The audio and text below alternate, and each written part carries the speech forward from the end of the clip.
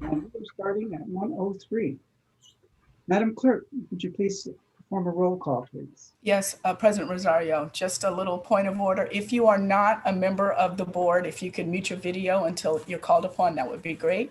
Or stop your video, not mute your video. Thank you. Director Wieskamp. Here. Director Lane. Here. Director Waspy. Here. Director Coffey. Here. Director Corbett. Here. Director Coffey. Yeah, still here. And President Rosario. Here. Executive team members. Oh, Director Eccles, sorry. Present. Sorry about that. Executive team members, General Manager Landreth.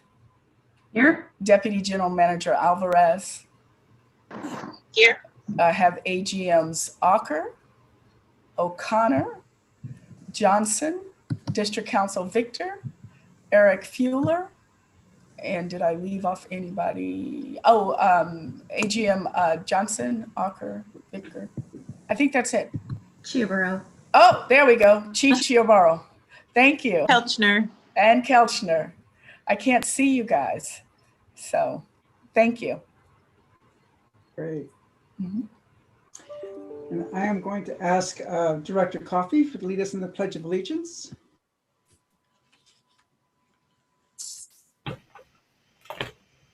I pledge allegiance to the flag of the United States of America and to the republic for which it stands, one nation, under God, indivisible, with liberty and justice for all. Justice for all.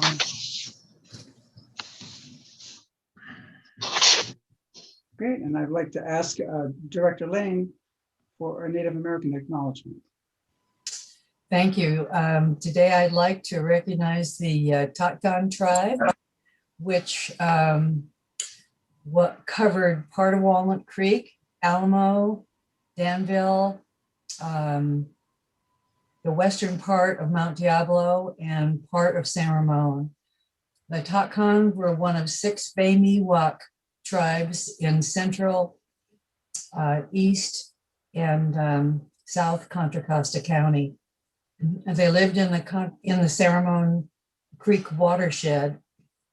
And while they are seldom remembered and only a few still survive, there is a commemorative site for this tribe, which people can find at the Hap McGee Ranch Park in Alamo, Danville.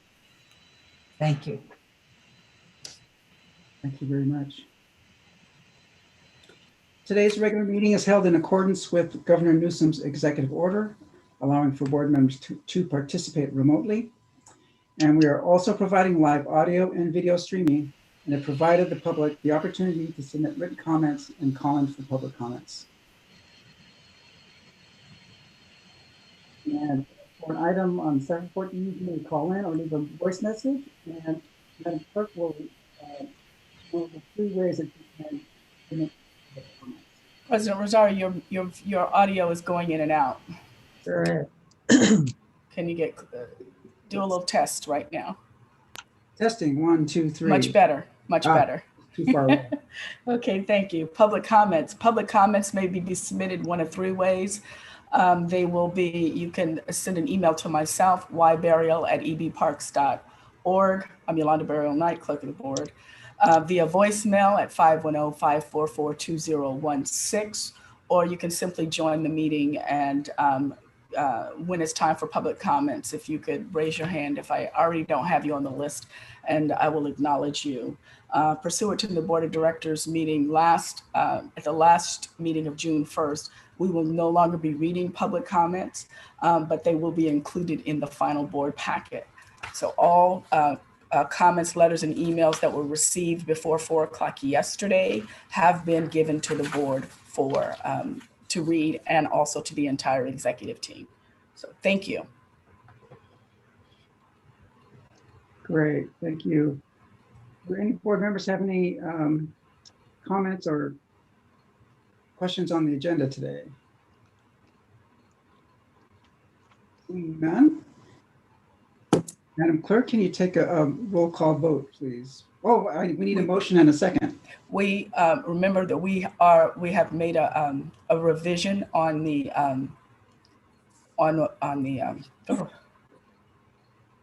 my brain I understand. on the AmeriCorps item F. Yeah. Resolution. That'll come up in the let me get the consent calendar. Oh, okay. All right. This is just for the agenda. Okay. So who moved and who seconded? I would move approval. Second. Second by Director Waspy. We have a motion and a second. Director Corbett? Yes. Iron A. Approval of the agenda. Oh, yes, hi. I'm sorry, I didn't hear. That's okay. You must have my illness today. Senioritis. Director Eccles. Aye. Director Coffey. Aye. Director Waspy. Aye. Director Lane. Aye. Director Wieskamp. Aye. And President Rosario. Aye. It's unanimously approved. Thank you.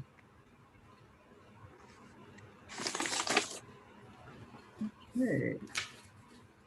Oh, I'm sorry. Do we have any public comments? Yes, President Rosario, we actually have two that I can see right now. We have a comment, or actually three. Our first public comment is going to be Chris Newey. Great. Is Chris here? Yes. Hello, And you can have, guys hear me? yes, you have 3 minutes, sir. Okay, thank you. So my name is Chris Newey. I'm president of ASME Local 2428. Thank you all for having me here, Board of Directors, President Rosario.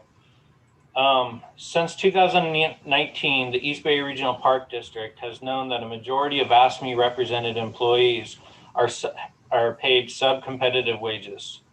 Here we are today in June of 2021 with this disparity being unresolved. For years, I have spoke to you all about the disparity and how it hurts employees' morale, especially when management's package on average are competitive. Bay Area CPI over the last 12 months was reported at 3.8 in March. Inflation is on the rise and predicted to keep going up. Your employee's standard of living is currently suffering. But it's not just ASME employees who suffer. The agency also suffers. Your ability to recruit and retain employees is also going to only get worse unless this gets corrected. The East Bay Regional Park District needs to pay all of its employees competitive wages. We are already feeling the effects of sub-competitive wages, and the public, which you all represent, will eventually suffer too. Please take action on this item and correct and pay your employees competitive wages. Thank you. Thank you, Chris. Our next speaker is Pam Young.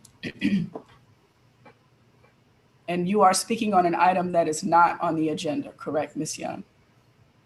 Well, actually, I believe I was speaking, I was perhaps you can correct me. I was going to speak on the matter of the new predator policy. Oh yeah, that's later on in the agenda. That's around 2-ish, so. All right, I'll Okay.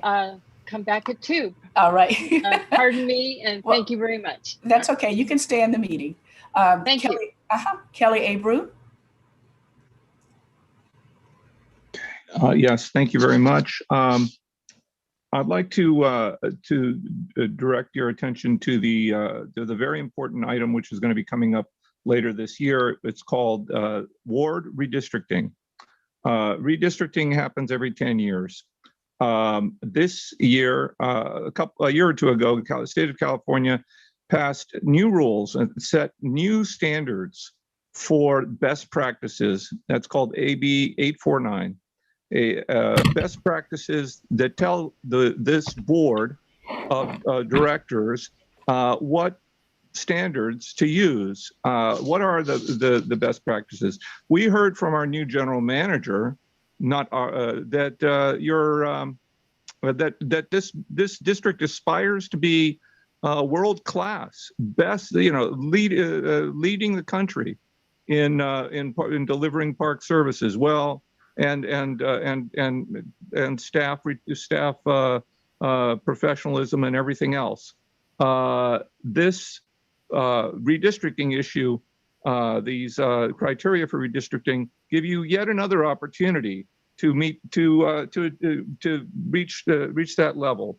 What are those criteria? They beyond just equal populations and the Federal Voting Rights Act.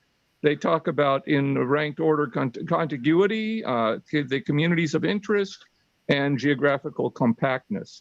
If you look at your maps, you should try to see if your maps, your ward boundaries, do they align with everybody's common sense notion of what are the population centers of our region?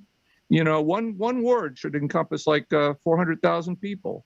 That's a very large area. That's like the Tri-City, which is bisected and split up into several wards. That's like the Tri-Valley, which has 360,000 people spread across 2 counties, and is cut up into two or more wards.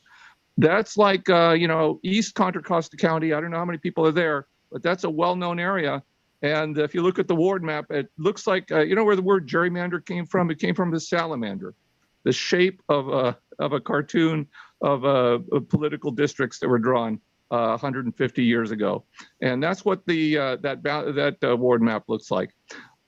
Let's try and sit down and look at those compare your ward boundaries with the sector maps.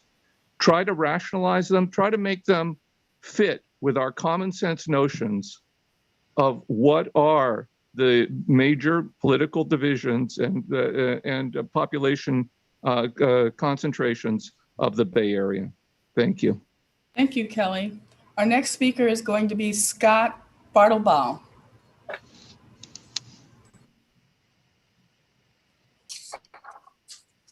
Thank you, President Rosario and board members, for the opportunity to comment. I'm Scott Bartlebaugh, the Advocacy Director of the Bicycle Trails Council of the East Bay. I'm speaking today to address 2 matters.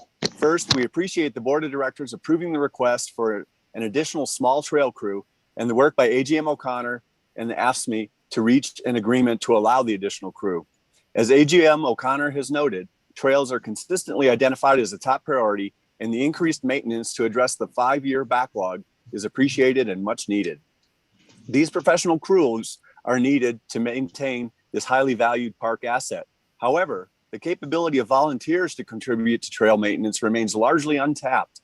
Bicycle Trails Council volunteers have contributed to trail maintenance for many years, and in the past 3 years, our volunteers have contributed 1,500 hours to East Bay Regional Park District trails to the benefit of all trail users. BTCB volunteer work includes students from the area high school and middle school mountain bike programs. These volunteer trail work opportunities build respect for the trails and how they are used, educate volunteers on environmental aspects of trail design and maintenance, and create a greater connection to the park district.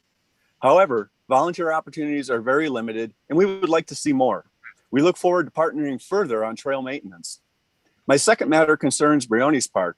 I thank Director Wieskamp for her challenge to the board to implement actions at Briones by year's end to improve trail experiences for all trail users. I also thank Director Coffey for considering the use of various trail management practices to the same end.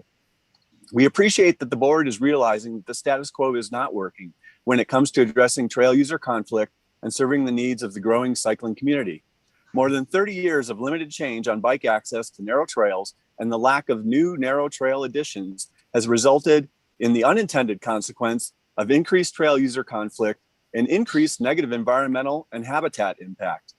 The Trail User Working Group is an effort to address some of the underlying issues that have made the addition of narrow trails and incorporation of bike access more difficult. But its limited scope and impact by design will not solve the problem alone. Further support by the board and a higher prioritization of these issues are needed.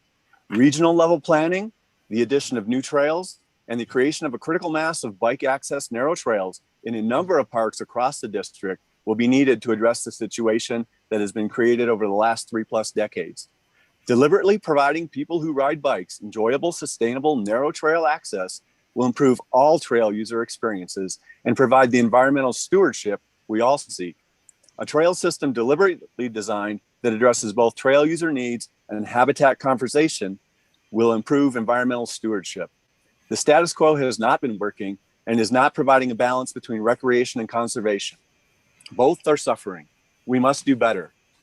Let's work together, not only to be the largest park district in the nation, but to provide the best trail system in the nation. You can do this. We can do this. Thank you for your time. Thank you, Mr. Bottlebaugh. We do have a couple of people in the meeting that I do not recognize their names. So I'm just going to call out to see if you're speaking on an item that is not on the agenda. If you could, let's see here. Hugh Garvey. Hugh Harvey, excuse me.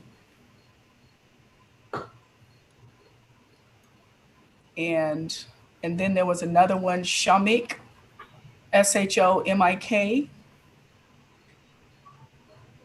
No, I'm not speaking on an Okay. agenda item. All right, just wanted to make sure I didn't want to miss anybody. So that's all we have for the public comment, President Rosario. Great, thank you.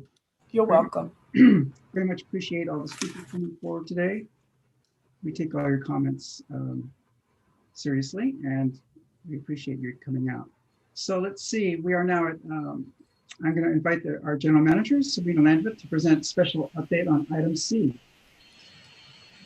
Great, thank you, President Rosario and members of the board. Today marks the official reopening of California. It's June 15th, and per the governor, many of our COVID restrictions effectively are going to be lifted today, not all of them, in accordance with our state and local experts. But I do want to go ahead and have our AGM O'Connor give you an update to both the board and the public on our own public facilities and services and where we are in terms of our reopening.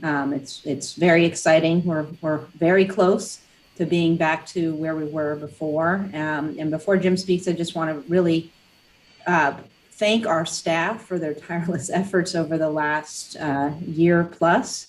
I think, 450-ish days where we have been done everything that we can to provide our essential public services to our community and to do it in a safe and courteous way for both of our employees and the public. It's really been tremendous to walk in here and see this work. And as we reopen here, I think we really should celebrate everything that our staff has done over this year and a half. And so I just really want to go on the record to say thank you from the board's level with your leadership and guidance all the way through to our staff that have been showing up and doing this very, very hard work. So with that, Jim, we'll go ahead and have you jump into some of the specifics in terms of the reopening of our facilities. Thank you, GM Landreth. And good afternoon, President Rosario, members of the board, Assistant General Manager Jim O'Connor. Just let me get started on a PowerPoint here and see if we can share my screen with you. All right. And can you see my screen? Yes? Okay. And let's hope this... There we go. And do you see my notes page or my main page?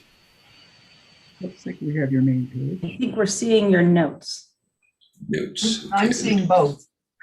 You just need to change the view. How's that? There we go. Okay, perfect.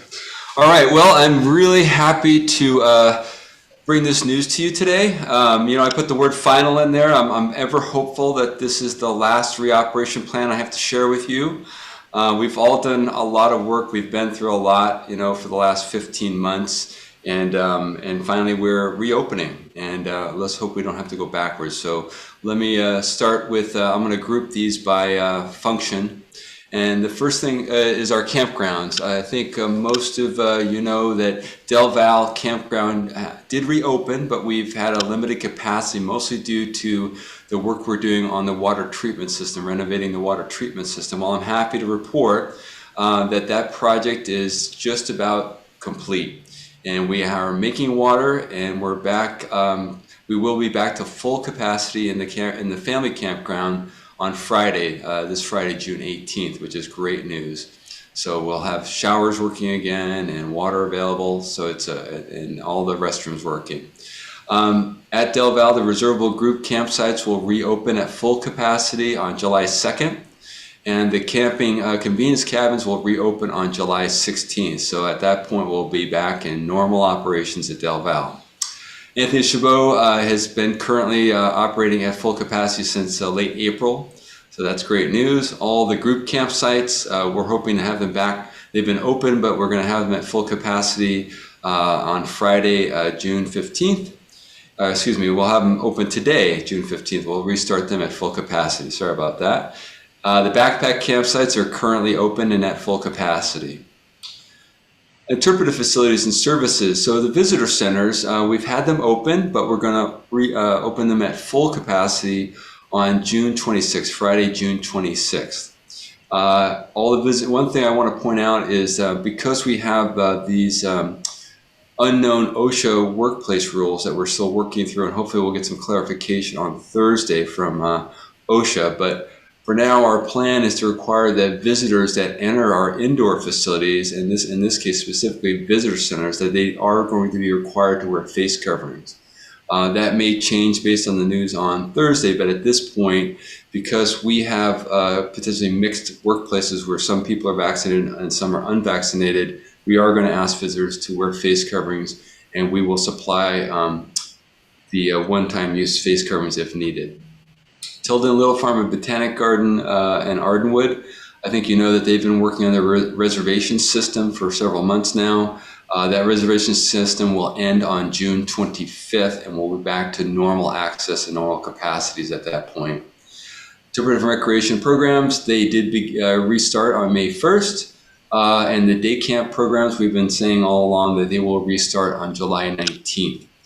Volunteer programs, of course, resumed. In-park volunteer programs resumed on May 1st.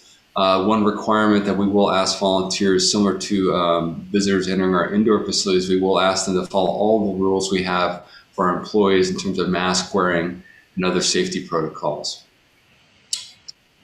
Okay, reservable facilities. Group picnic sites, they'll be open till full capacity on Friday, June 18th. Some site capacities may be limited. I think you may recall that our staff removed tables to promote physical distancing at the picnic sites. And now that we're in busy season, it's going to take some time for them to replace those tables back at the group sites. But we will open them to their maximum capacity right now and then go up to their normal capacities as time moves on. Indoor reservable facilities will resume normal operations on July 1st. And we're still working through with legal and interpreting both the OSHA rules to determine if there's going to be mask wearing required in some of those facilities where we may have mixing with district staff, such as the Brazil room. So we're still working through finalizing those rules. Camp Arroyo, great news. They are back in business on June 1st. So they're booking reservations for use of the camp. So that's pretty exciting to get that facility back in operation. Swim facilities, we did propose to the GM to continue reservations here. So we will return all swim facilities to their maximum capacities on Saturday, June 19th. That includes the day use entries at Del Val will go back to normal operations. There will be no limited day use entries except for when we hit our maximum capacity at the park, which we do often on holidays. And we did promote to continue reservations. So we are going to continue the reservation system on a 50-50 basis, meaning that 50% of the maximum swim entries for Contra Loma, Robertstown, Castro, and Coal Canyon will be by reservation, pre-reservation, and 50% will be available by first come, first serve on site on the day of entry. We're proposing this pilot program for weekends and holidays only. Weekdays will remain first come, first serve on site.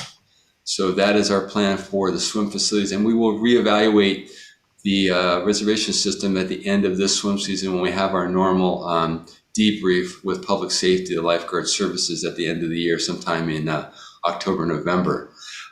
Just one thing I want to say about this is that there was a lot of learning in this process. If there's any way to make lemonade out of the lemons we've lived with for the last 15 months, this is one highlight. I think all of you who've been out in our facilities on July 4th, especially, you know that the swim facilities can be very tense, I would say, and somewhat chaotic. Not only do you have high heat situations, we have extreme crowding, a lot of people trying to get into facilities, and we often reach our limit early in the morning.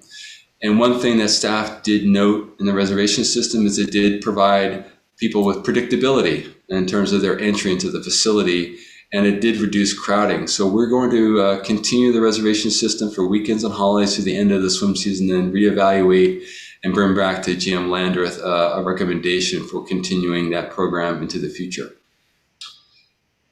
A couple other general notes. We are going to update our signage. We are in the process of removing the existing signage based on the new guidelines from the state. One thing that's going to be really important because of the situation with mixing with district staff is we are going to require that members of the public, when they enter our buildings, our public facilities, our indoor facilities, to wear masks.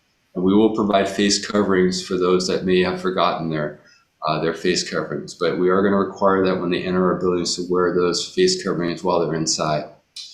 We are also going to, based on the state Department of Public Health guidelines, we're going to develop some new signage.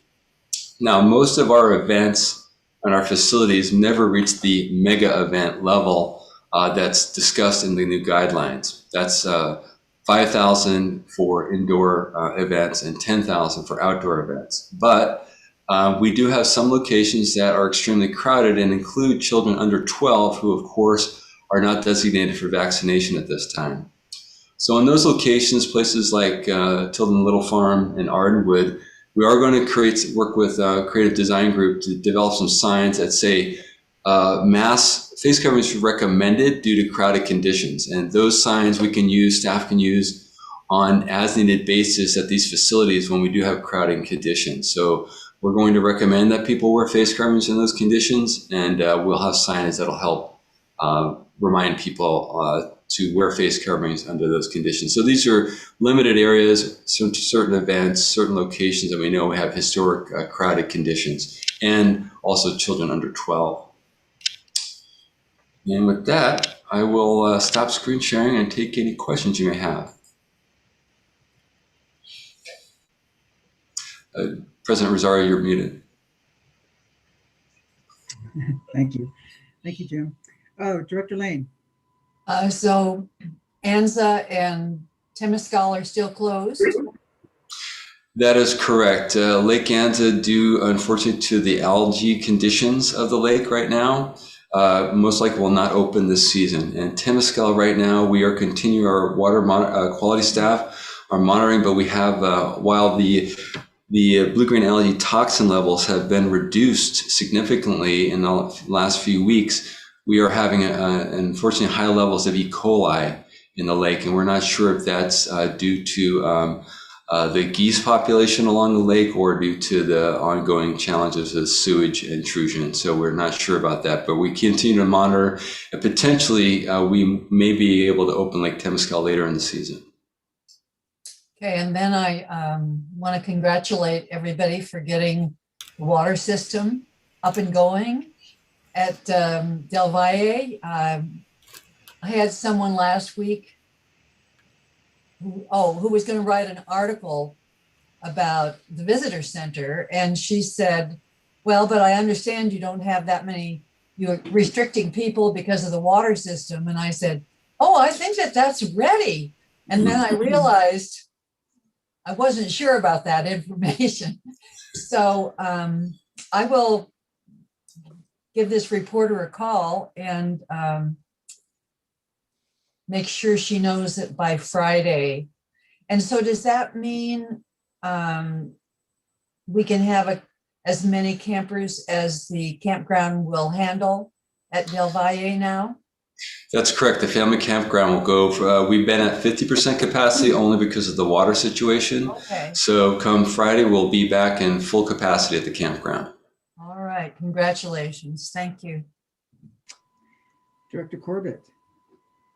Thank you very much, first of all, congratulations, Jim. Seeing that word final with an exclamation point is quite nice. I know. I agree. So two quick questions. One is with the indoor reservable facilities that resume being opened on July 1st, are reservations open now for those, anticipating that July 1st opening? Can people start reserving now? Well, look at I have my business services manager, Tiffany Margolisi, just popped on, and she can answer that question, Director Corbett. Great. I've already been asked. People want to know when that Brazil room is going to be open again. Hey, good afternoon, Business Services Manager Tiffany Margolisi. So we have not actually opened the reservations for new reservations yet. We hope to soon. We are, just as AGM O'Connor said, finalizing how the mask guidelines will work for the events, especially given that people will be having food and drinking. And so we want to get that dialed in and then open up reservations soon after that. Okay, good to know. And then the other quick question is, have we already hired up the seasonals that we need in anticipation of the openings? Has that already been done, or is that something, are we going to be putting more, are we going to be hiring seasonal employees, or have we already done that for the summer season? So thank you for the question. We've been working with Human Resources Department to do our seasonal hiring. We're slightly behind this year because we've had a lot of turnover and a lot of challenges all over. But we are working on that to get fully staffed again. You know, I think you've probably been reading in the papers, you know, most park agencies are having some challenges filling positions lately.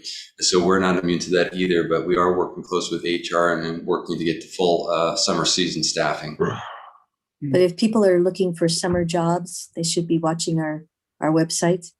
Absolutely, Director Corbett. Thank you for saying that. They should go to our Park District website, and if they go to the jobs section, they can actually get notified when jobs are available, and it also lists the currently open positions. Thank you very much. Okay, great. Thank you. Great. Any other questions from the board? Seeing none, I have one question. On the day camps, is there going to be special guidelines for the children that are unvaccinated under 12? That I don't know specifically, but it looks like my Chief of Interpretive and Recreation Services is here to answer that question, President Rosario. Hi, Ann Cassabaum, Chief of Interpretive and Recreation Services. We have protocols set in place for, COVID. As far as vaccinations, we're going to follow what the guidelines are and, continue to social distance. But as things ease up, we hope to be able to, provide more slots. Great. Yeah, I guess that's going to be one of those policies that we'll have to wait and see. Thank you. Okay, congratulations. Really exciting that we're opening up, and I think the public is just can't wait. Thank you. Thank you. Okay, with that, we're now into the business portion of our meeting. Do we have any, excuse me, do we have any public comments for open session? Well, we have comments for items on the consent calendar. Great. And what I'm going to do is ask the board of directors if they have any questions on consent calendar. Oh, I'm sorry, President Rosario, I misunderstood you. I thought you were asking about comments on the consent calendar. We do have, you did submit some questions for staff, and I believe they have all been answered. That is correct. Yes. Director Corbett is interested in either pulling or having a question or comment on item P, which is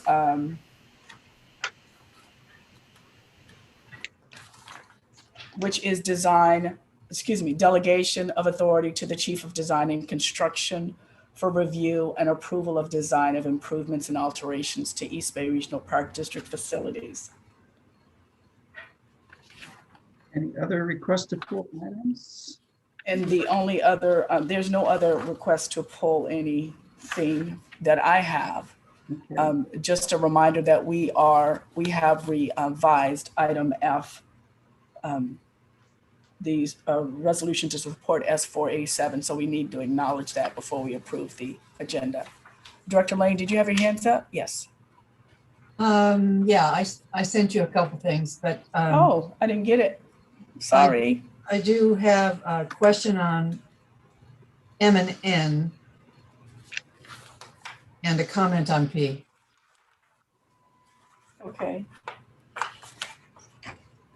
M is the authorization to execute a contract with Canyon Consulting. N is the approval of the new agreement with Outback. And then P was your comment, yes. Any other directors have questions on anything on consent?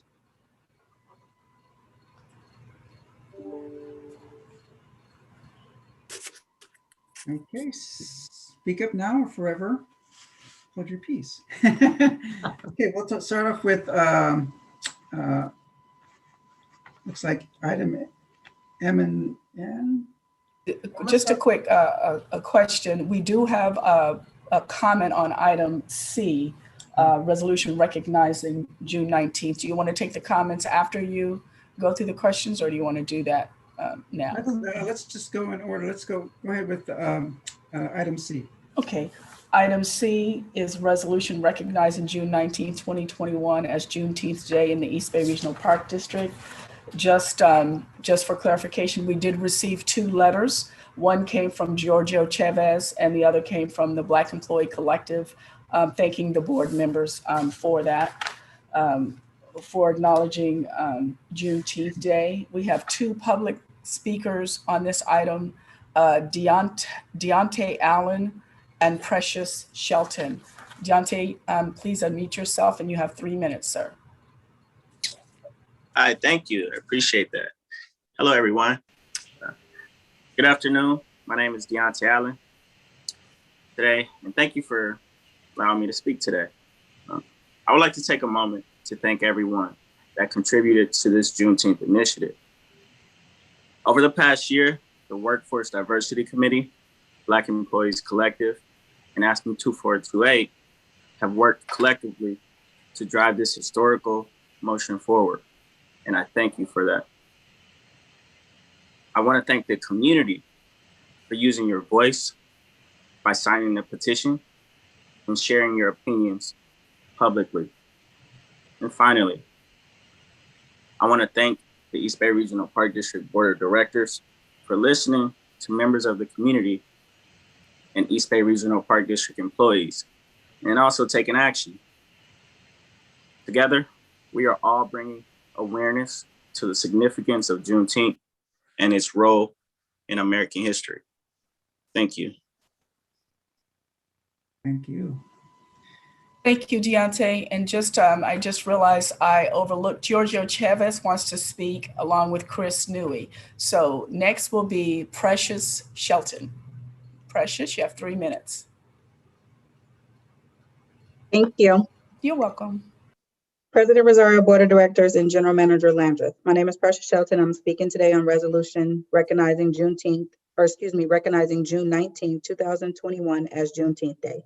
I would like to thank the Board of Directors for acknowledging Juneteenth by offering free admissions and partnering with Outdoor Afro. President Rosario, I see you. I know you. Oh, there you are. Thanks for meeting with the Juneteenth Committee. I would like to give a special thanks to the Juneteenth Committee, which is employees of our very own Black Employee Collective, AFSCME Locals 2428 Workforce Diversity Committee, and the Police Association. I'm looking forward to celebrating Juneteenth this Saturday with my bike club, and I plan to stop by MLK Shoreline.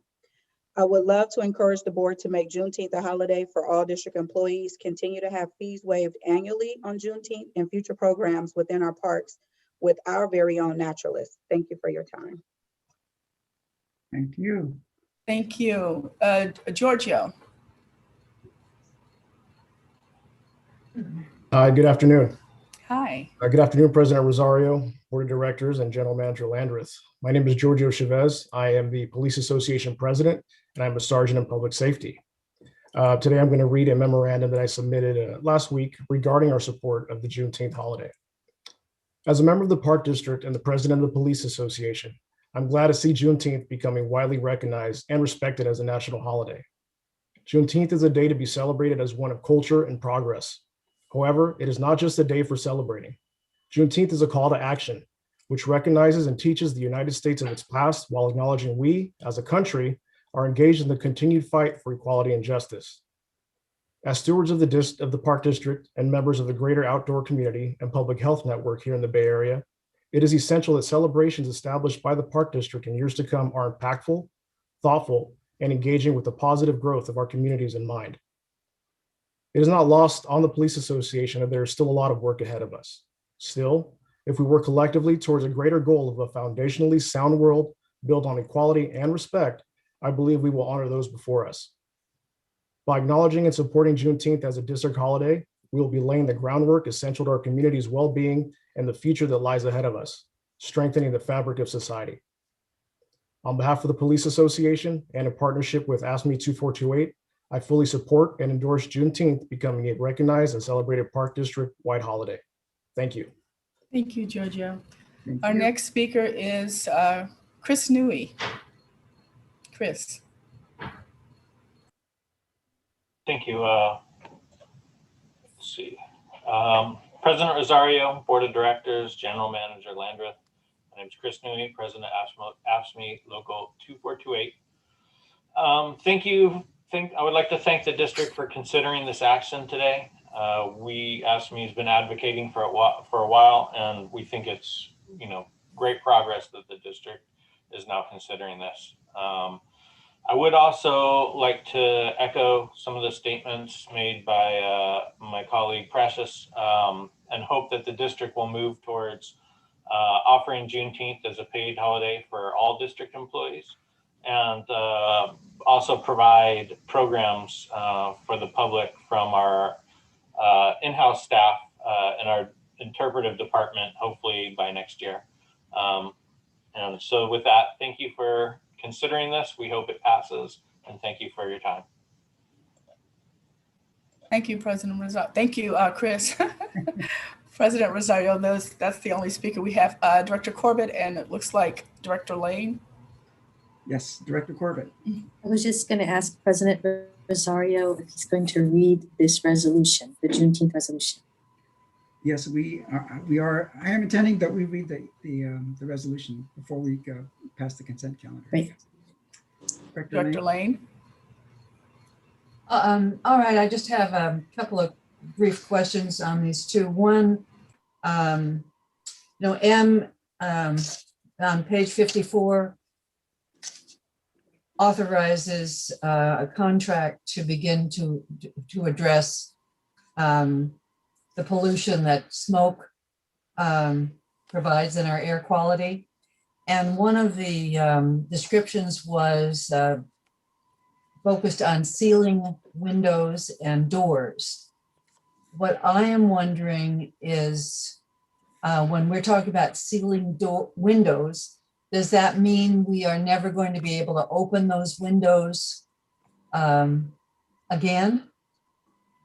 In some schools, I know my son's school in Southern California, they built some new buildings and they totally sealed the windows. So they are looking at major issues of circulation with when there's decent air outside. So I'm wondering about the flexibility that we may or may not be building in when we seal windows. Could someone answer that? Good afternoon, Director Lane. Deborah Auker, AGM of Finance and Management Services. Our division is working very closely with operations. This contract is for an engineer to come in and a hygienist to provide us with recommendations for how best to protect employees from smoke and how to keep out the particles once once the AQI gets over a certain amount. So we will certainly be looking into what is the best practice. And I hear you suggesting that having fresh air most of the time is a good idea. Maybe AGM O'Connor wants to add to that. Thank you, Deborah.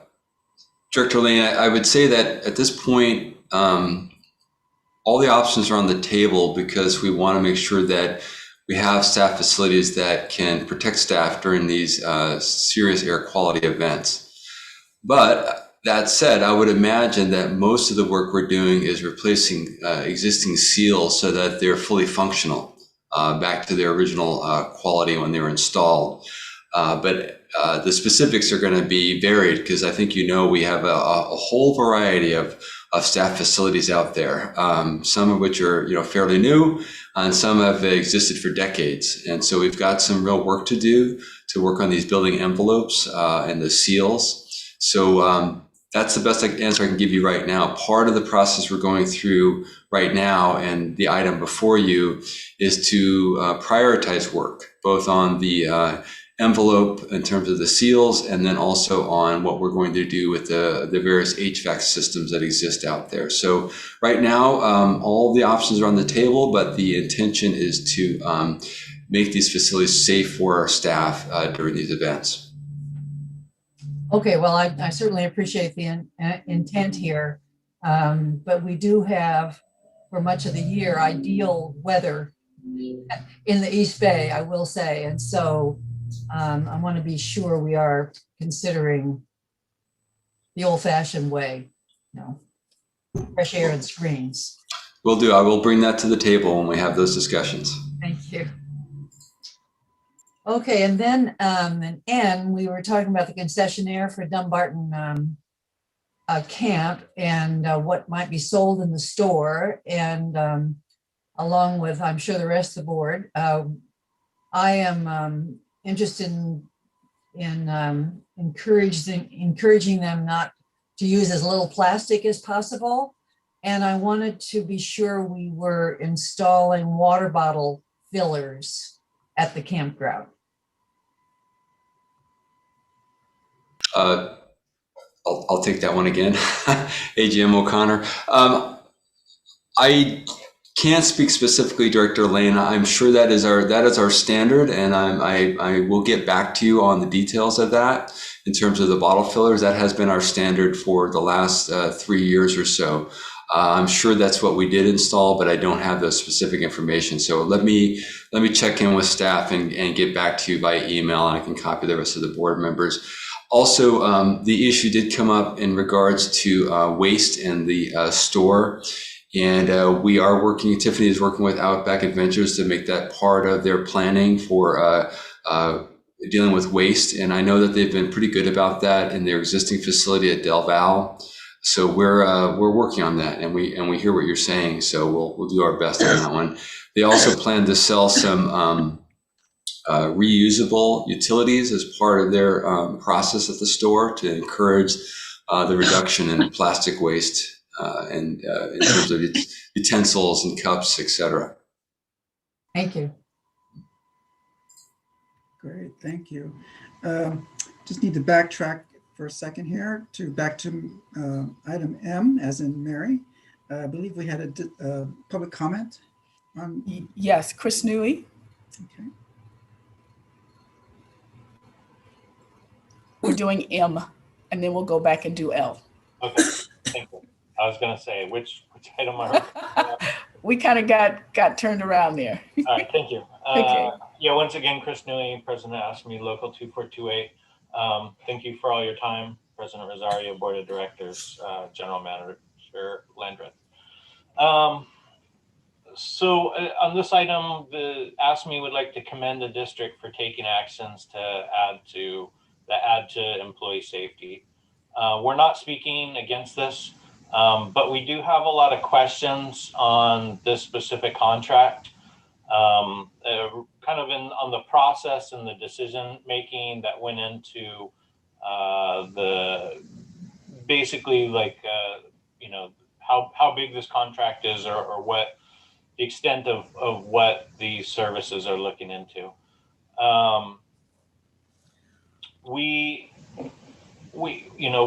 been having this really great transparency on the Central Safety Committee regarding the vehicle cabin filtration systems that would, in the same type of events, make employee safety. And we would just like to advocate that that type of two-way communication and transparency would be much appreciated on this item as well. And we hope the district can provide that. Thank you for your time. That's all. Chris, when you want to go ahead and speak on on item L as in there. Sure. Thank you, President Rosario. So on item L, the award for the contract for asphalt maintenance and transfer the appropriate funds. A short time ago, AFSCME Local 2428 put in an information request on the district's paving expenses. We asked for the last 5 years and were provided some numbers.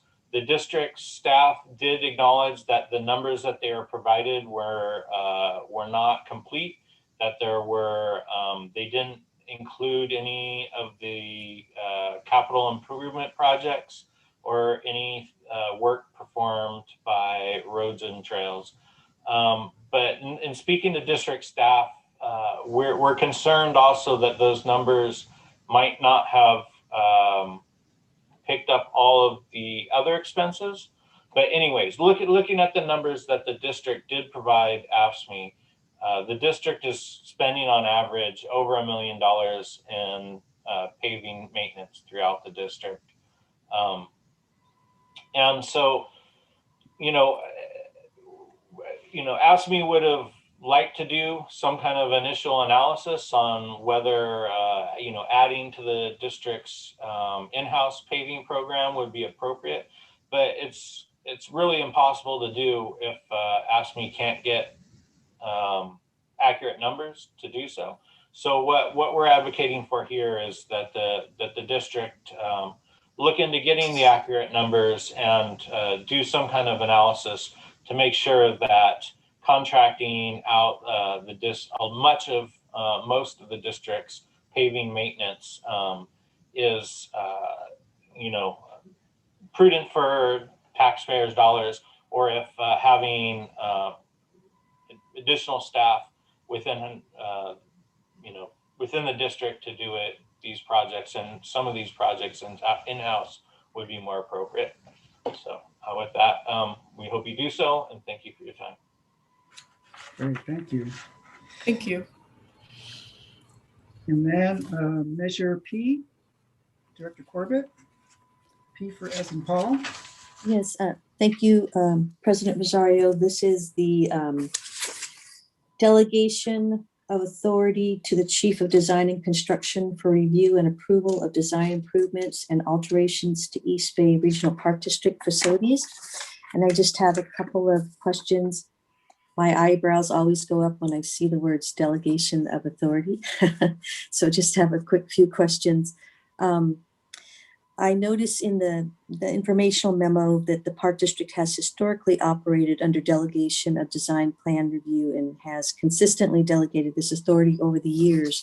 So I'm wondering if this matter is before us today, is this more a blanket delegation of authority? If we've done this if we've done this in the past, why are we doing this now? And then also and I have two more questions. One is, does this impact the board's authority on other approvals, such as our approvals with regard to expenditures and such things with regard to facilities? And then something very specific, very interested in knowing when the Park District headquarters plans will be coming before the board for their specific input on that we've been patiently awaiting to take a look at and be part of. And so when that will be coming before us, and what role do we have in the approval of that particular facility? So those are my questions. So Director Corbett, thank you. Those really great questions. Carol Victor, District Council. Jason Rosenberg is also on the line, so if he'll play assistant quarterback if needed. So bringing this matter forward, this is actually something that in the legal department we have wanted to bring forward.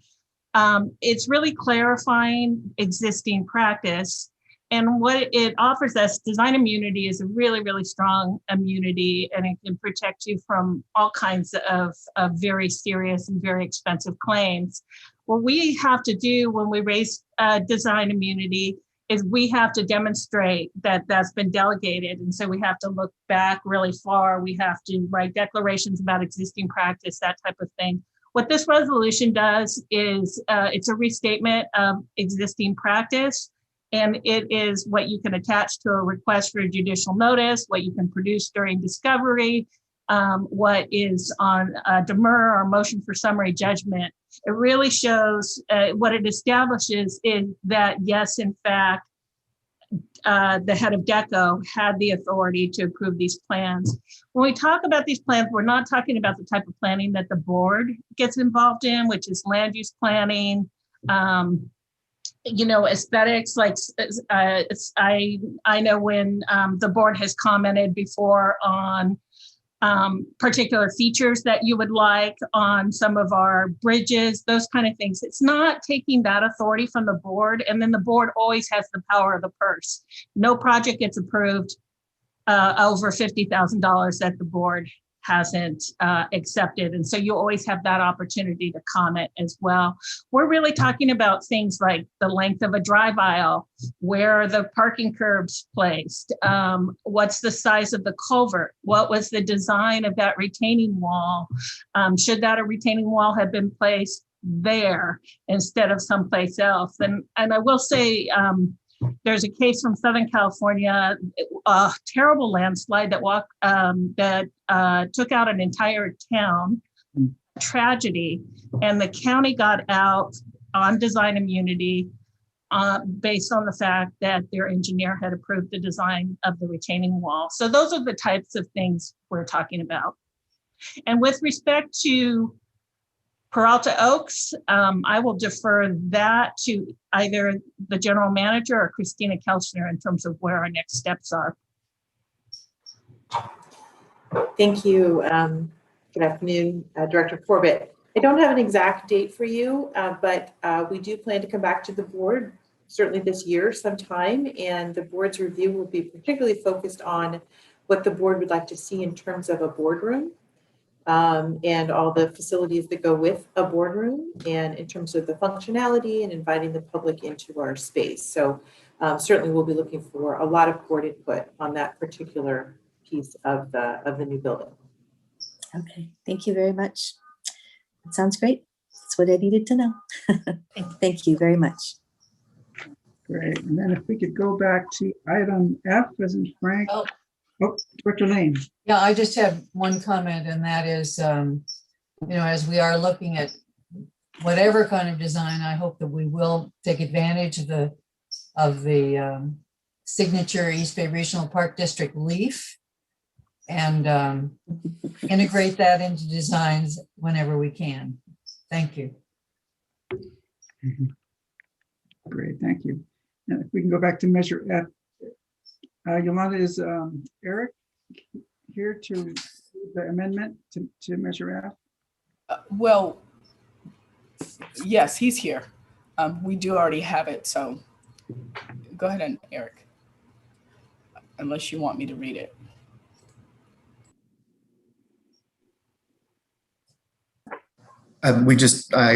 For clarification, we submitted a revised version this morning to the clerk, removing the reference to AmeriCorps from the resolution. The legislation is not specific to AmeriCorps. Great. So that will be, any discussion on the amendment there? Good. Okay. Let me just say it for the record, just to be clear. The second whereas, we removed the word AmeriCorps. So it says, whereas this legislation seeks to invest in conservation crews for the health of communities, land, and economy. That's the big difference. Great. Okay. Clarification. And now, any discussion item C? And Just appreciate the commemoration and looking forward to Saturday and all the future, all the work in the past that's been done by our employees to recognize this very important day, and even more going forward. great. And it looks like we have the consensus there on that. And before we vote on the entire consent calendar, I would like the board of directors to read the resolution commemorating Juneteenth. And also, I'd like to invite our general manager to say a few words on Juneteenth as well. Sure. Thank you, President Rosario. This is a resolution we were very, very happy to write and bring in front of you, not just symbolically, but also because we are going to be doing some programming this week out in the parks, and we'll be having a fee-free day. AGM Johnson, I think, is here, and she can give some more specifics around that. I also do want to appreciate AFSCME bringing up the discussion around this becoming an employee holiday. As the board is well aware, we have reached agreement with AFSCME on that issue, and more will be coming out as we continue to work on the overall negotiations. But I did want to go ahead and just mention that we have reached agreement on that on that important item. So Carol, I don't know if you wanted to go ahead and give some more specifics real quick before we read the resolution. Are you here? Okay, maybe we'll come back to her. Great. All right. She probably didn't know you meant Carol Johnson. I'm sorry, Carol Johnson. Yeah. Yes. Carol. Oh, I guess she can't unmute. Oh, okay. Okay. I'm here, and thank you. I wasn't sure if you wanted to read the resolution first. My apologies. Yes, actually, we're really thrilled as on behalf of the Park District and the Foundation to encourage the public to spend quality family time in nature on Juneteenth, which is this Saturday, June 19th. The Park District is waiving fees on that day for parking and dog entries, horses, boat launching, and fishing, including entrance to Ardenwood Historic Farm. And I would invite you to check our website out. On the homepage, we do have some more information about Juneteenth and our partnership with Outdoor Afro, where we're very thrilled to be partnering with them on this particular acknowledgement this week. And lastly, I would just like to acknowledge the Regional Parks Foundation, something that we might not have been very direct about sharing, but last year on Juneteenth, the Regional Parks Foundation actually announced that it was donating 10% of its annual membership fees proceeds to provide free family memberships for underserved Black, Brown, Indigenous, and people of color. And we are actually providing some of those free memberships to Outdoor Afro so that they can assist us in outreach with members of the BIPOC community. So thank you very much. Great, thank you so much. Very much appreciate the collaboration with everyone here in getting this forward. So I would like to start off with reading the whereases and therefores with, we'll start off with Director Wieskamp, and then Director Lane, and then Director Waspy. We ready? Yes.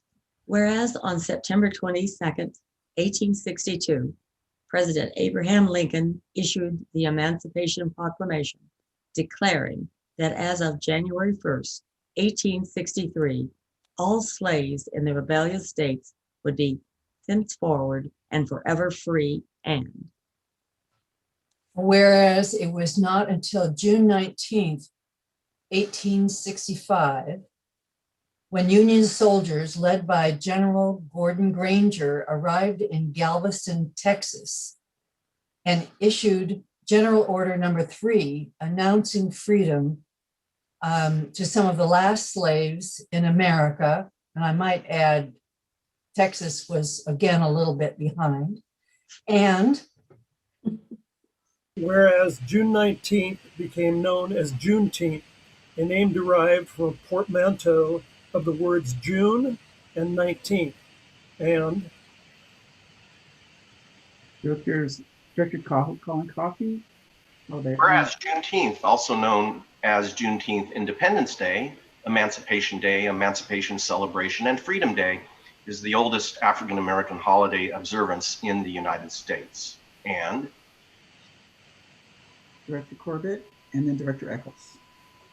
Whereas on this anniversary each year, organizations and individuals throughout our nation celebrate African American heritage, history, freedom, and culture with events and ceremonies that reflect the power of community, family, art, and tradition in the face of oppression. And whereas this Juneteenth, the East Bay Regional Park District is partnering with Outdoor Afro, a national not-for-profit organization, to encourage honoring Juneteenth by experiencing nature for 2.5 hours in recognition of the 2.5 years freedom was denied to 250,000 enslaved people in Texas. And whereas this Juneteenth, the East Bay Park District is partnering with National Park Service to provide a virtual live program about the newly named Thurgood Marshall Regional Park and important to the Port Chicago National Memorial.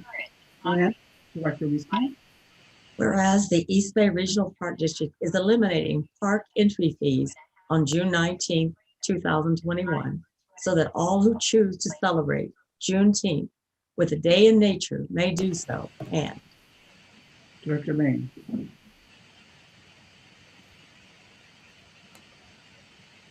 Go ahead, Director Waspy. now therefore be it resolved that the Board of Directors of the East Bay Regional Park District hereby recognizes June 19th, 2021 as Juneteenth Day in the East Bay Regional Park District and encourages people to celebrate Juneteenth as an opportunity to connect, reflect, and rejoice in nature. And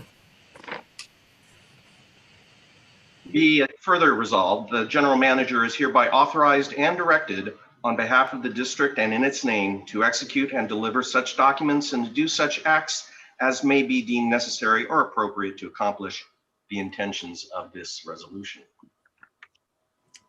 Thank you all so much. Another historic moment for the Park District. And I again appreciate all the collaboration that went into this resolution and everyone's actions to bring us this far. So with that, we have a motion. A motion is in order to. Moved. We have a motion, and is there a second? Second. Director Wieskamp. Madam Clerk? Yes, Roll call President. vote, please. Yes, President Rosario. Director Waspy. Aye. Director Corbett. Aye. Director Eccles. Aye. Director Wieskamp. Aye. Director Lane. Aye. Director Coffey. Aye. And President Rosario. Aye. Thank you. I have unanimous approval of the agenda. Thank you all very much. Director Wieskamp. I want to reflect on the fact that in the past, the Park District had had a wonderful event, and Clerk of the Board, Yolanda Ariel Knight, helped bring us together at the district office and indulge in a wide variety of food that we felt was appropriate for Juneteenth. And I thank her for that, and I hope we're going to be able to do it again. Oh, we will be doing it next year. Get ready. I can't wait. Here it comes. Bring your appetite. Forget health food. This is good for the mind, body, and soul, right? It's all good health food. Yeah, it's all good. good. Yeah. Absolutely. So, thank you. Great. With that, are now at item number 2. Acquisition Stewardship and Development Division. 2A is the approval of the East Bay Regional Park District policy to protect endangered species at risk of predation by free-roaming cats district-wide. Thank you. Good afternoon, Director Rosario, members of the board. Christina Kelchner, Assistant General Manager of Acquisition, Stewardship, and Development. I do want to start by saying that it's been several months that we've been working on this, improving our policy with respect to predation of free-roaming cats, and to acknowledge that this is a very challenging issue and can be a painful issue for many people. And everyone here cares deeply about all animals, and I suspect we all also care deeply about protecting the natural ecosystems and the biodiversity that we all need for a healthy climate. Never very comfortable to look squarely at the impact that humans are having on the natural world, but it is very important that we do so.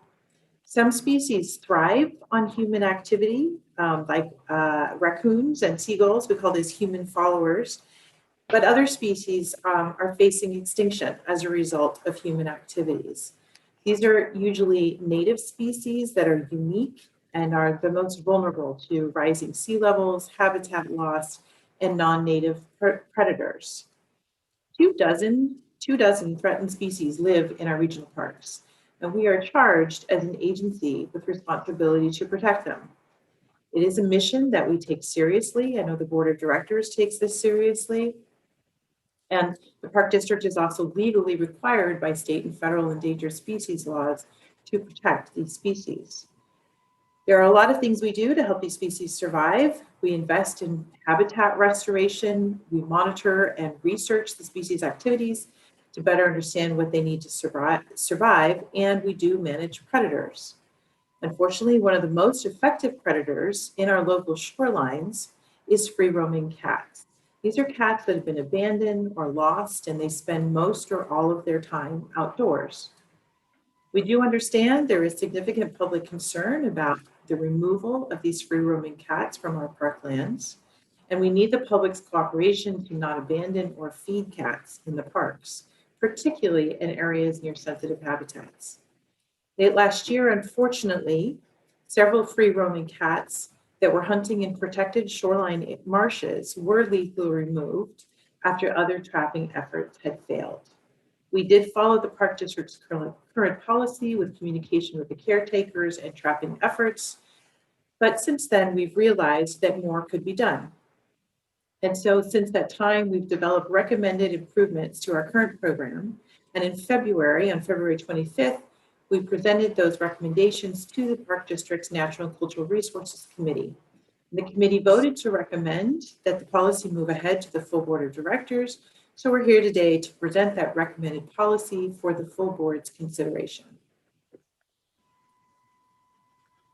Staff does recommend adoption of the policy. We are optimistic that the policy will be successful because over the past 6 months, we have already started implementing many of the actions that are recommended in the policy, and we've gotten good results. The efforts that we've undertaken under the policy have resulted in trapping over 45 cats from sensitive habitat areas, and all of those cats were safely delivered to shelters for rehoming.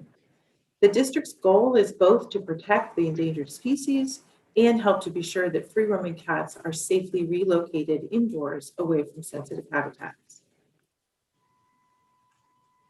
Since February, we have continued to engage with the community.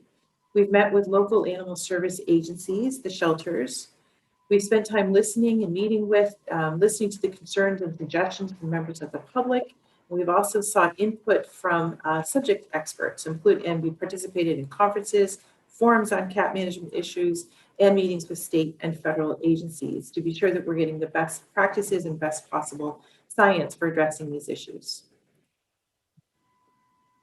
And during the past 6 months, we have had some successes. Some of the work has included, as I mentioned, trapping over 45 cats and delivering those to shelters. That was done as a result of over 200 hours of time from staff and volunteers on those trapping efforts. That included removing 3 colonies from areas that were near sensitive habitats. And we do have established communication channels with the local animal shelters. We've been working on new signage and public information messaging, we've been repairing fences, and we have installed observation cameras. So a lot of work has happened over the past 6 months. Before I get into the specifics of the recommended policy, just a little bit of context and reminder about why the Park District does manage free roaming cats. Many of the shorelines that the Park District owns and cares for are restored marshlands, including Martin Luther King Jr. Regional Shoreline and Hayward Regional Shoreline. Many of these areas were restored as mitigation for airport expansion projects and other industrial development. These do carry legal requirements, as I mentioned, under state and federal law, and also regulatory requirements under permits.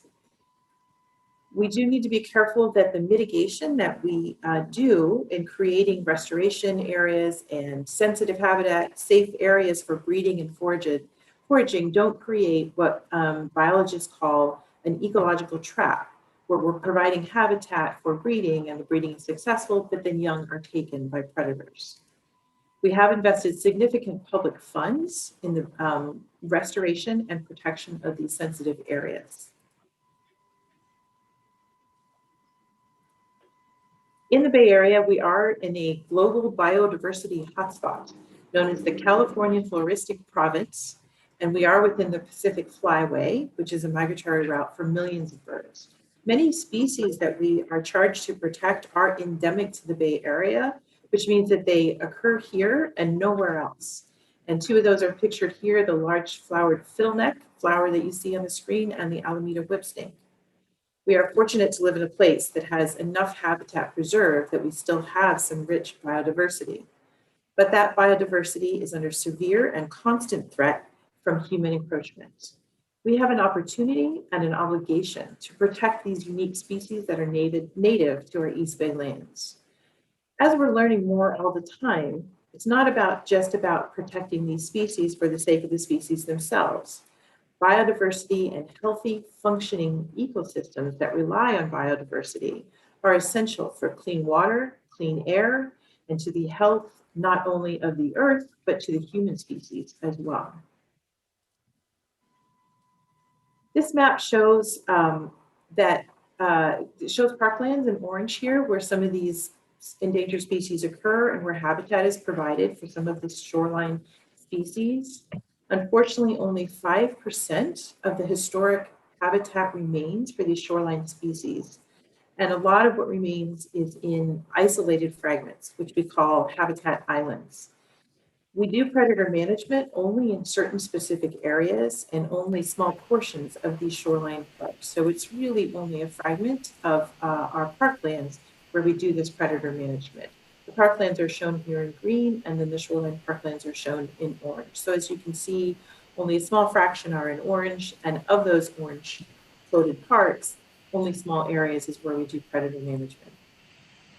And the 4 species that we are most particularly concerned about are the California Ridgeways rail. It's formerly known as the California clapper rail. It is a federally and state endangered species. This is a subspecies that is restricted to salt or brackish marshes, and they live only in the San Francisco Bay. They were once widely distributed along bay coastlines, but now limited to the San Francisco Bay. These are very secretive birds. You're lucky if you see one, and they depend on dense marsh vegetation to hide from predators. They're particularly vulnerable to predation during high tide events when they're flushed out of the marshes and have to go hide in the upland areas. We do have a population at MLK Regional Shoreline, and that population is widely known to be critical to the recovery of these species.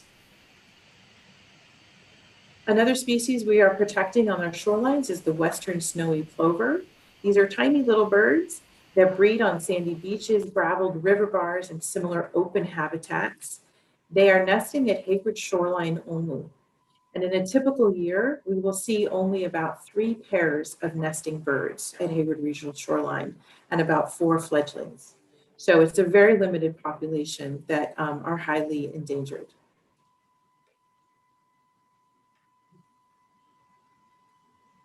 The California least tern are the smallest North American tern.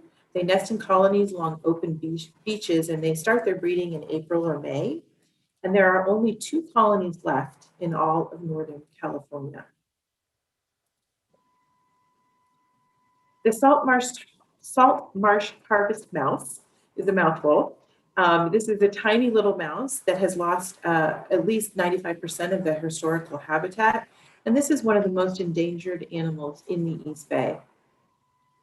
They live on tiny margins of shoreline, and they're highly threatened by habitat loss and sea level rise.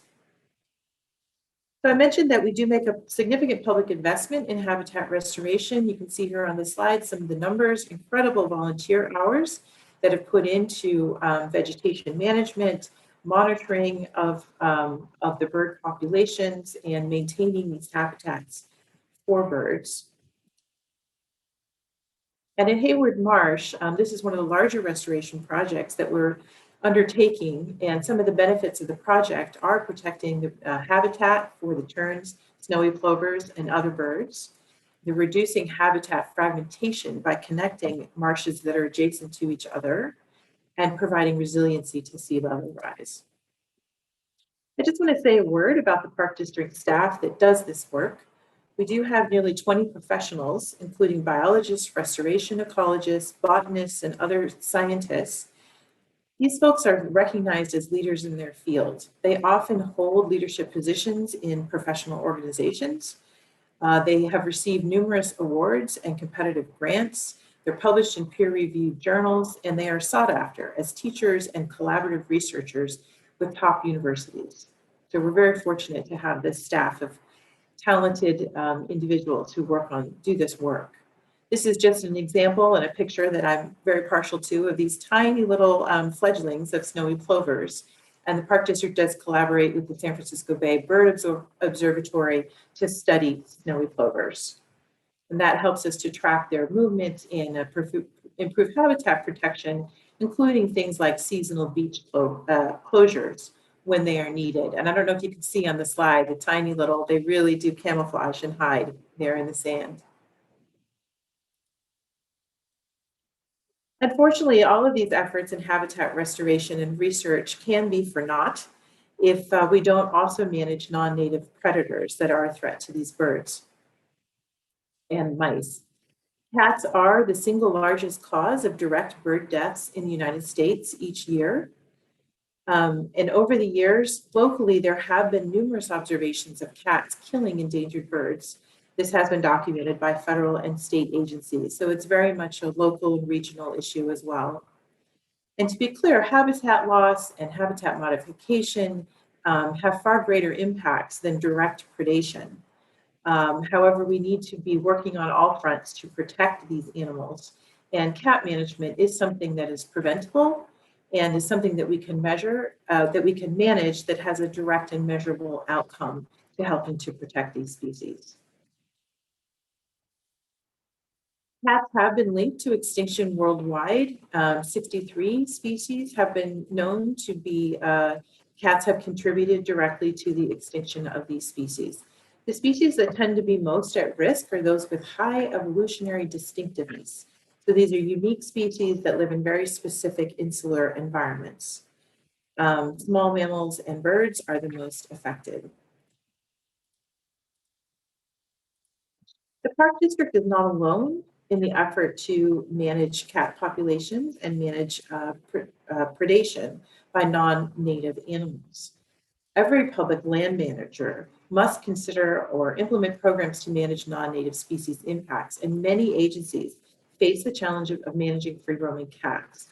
The Association of Fish and Wildlife Agencies is an international group of state, federal, and provincial agencies, educational associations, professional organizations, and nonprofits that are working together to advance science-based management and conservation in North America. Over 20 years ago, this group recognized the threat that free-roaming cats could pose to biodiversity, and they crafted a resolution to recognize the need for management. More recently, this group has been working to develop updated guidelines on managing biodiversity and specifically on managing the threat of free-roaming cat predation. The Park District is not an outlier here. Every large land manager does face this challenge, and our objective is to take actions that are consistent with the science-based guidance while maintaining our commitment to the policy and to the community. The Park District has had a cat management program since the late 1990s. The proposal today is to provide recommended updates to that existing policy. Most of the process remains the same, but the revised policy puts a much bigger emphasis on the education and prevention of cat abandonment. And also critical to the success of the program, and really the cornerstone of the program, is collaboration with the local animal services agencies. So just to touch on each of those elements briefly, education and prevention will include additional signage that will be in multiple languages. What you see here on the slide is, Matt, if you can go to the next slide, is an example of a sign that has been developed, a proposed sign that's been developed in collaboration with our Public Affairs Department and the local animal services agencies. And we will be updating the websites and working with our naturalists to continue the education programs and increase those. And we also are very fortunate to have a commitment in place from the Regional Parks Foundation to provide annual funding for additional signage and education. As I mentioned, the cornerstone of this new policy and program is the partnership with the animal services agencies. The shelter directors over the past several months have reviewed and provided input and improved on the recommended updates to the Park District's policy that's before you today. And they have also done a considerable amount of outreach to the cat caretaker community. And they spent hundreds of hours on the grounds with our staff, tracking, trapping, and removing cats, working with volunteers. We have already established monthly meetings, and they've been more frequent than that in the past 6 months, and they will continue at least a monthly basis. We've conducted site visits, and the shelters also held a community meeting that we participated in. The district and the local animal services agencies will collaborate on a long-term interagency cooperative agreement to ensure that this arrangement keeps going and that we continue to collaborate to be successful in this effort.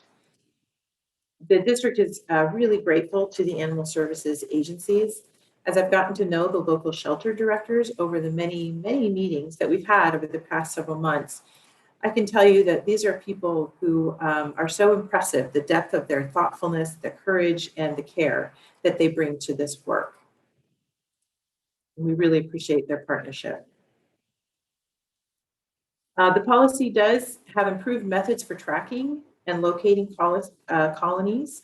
So we have a database that we've begun based on a survey, an initial survey that will establish a baseline for where these colonies are located and will continually be updated.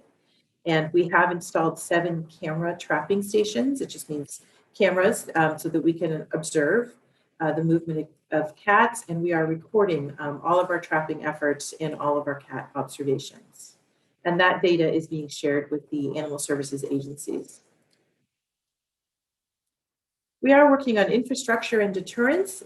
We have done fence repairs. That fence repair work is always ongoing. And we appreciate our park staff and the members of the public helping us identify areas where fences need to be repaired. We have ordered several garbage cans that are a deterrent by removing a food source. And we've done a round of repairs on gaps at MLK Shoreline. The orange arrow here is showing a gap in a fence that was repaired. And we will continue to work with the shelters and the scientists to identify any and all feasible deterrence methods that we can to keep cats out of sensitive habitat areas. The capture and removal methods, as I mentioned, significant trapping has already occurred, and we have removed over 45 cats from shoreline parks, and those efforts will continue with the shelters and with volunteers. So a lot of questions have been asked about what happens when trapping is not successful and what do we mean by last resort. It is all detailed in the staff report and in the policy that is available on our website and is in your packets, but I've highlighted some of the steps that need to occur before lethal control could be taken. Again, education and prevention that we've talked about, and collaboration with the animal services agencies. The lethal removal, if it is needed, and our goal is that it will not be needed, but it would be restricted to areas where protected species are known to be at risk of cat predation, as I showed you on the earlier map, only in the orange parks and only in small areas of those orange parks. And we are required to coordinate with animal services agencies to undertake all reasonable tracking efforts. And so if there are cats that are being observed hunting, we can't trap them, we're not successful, we will be working with animal services agencies and making use of their expertise to help us ensure that we've done everything that we can to trap those cats. And again, we hope that lethal removal will not be necessary, but if it is, it would be conducted by certified external agencies. And it would have to comply with AVMA guidelines, as American Veterinary Association guidelines for euthanasia and how that needs to be done. And any lethal removal decisions would require approval of upper management. So it would come from field staff to management all the way up to me, actually, as the Assistant General Manager of the division responsible for this work.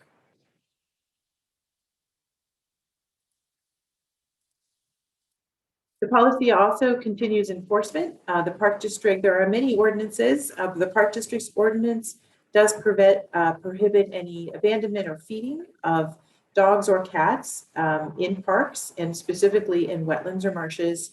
Local ordinances also prohibit feeding and abandonment. State law prohibits abandonment, and license is required for cats in Alameda County. So at the Park District, we do strive for education and over enforcement where possible, but these are abandonment of cats is a misdemeanor, and we will continue to enforce as we are able and as is necessary. Transparency and reporting. So we will prepare an annual report that summarizes all of the efforts that we've done for the past year, including the trapping efforts, how many cats were trapped, where those cats were taken, the education campaigns that we have done, and any lethal control that did need to be conducted. And all of those will be put together in an annual report that will be a publicly accessible document. We are recommending that the policy come back to the board for review at least every 5 years. And as staff, we will continue to review the effectiveness of the policy and report on that every year. And with that, I just had one quick video. Unfortunately, I'm not sure the sound's going to come through, but if you look quick, you have to look quick. You can see a clapper rail scurrying into the dense vegetation. It's very small. You can see it just scurrying across the sand and hiding in the brush. So they are very challenging to see. That was a clapper rail that was spotted at the Martin Luther King Regional Shoreline.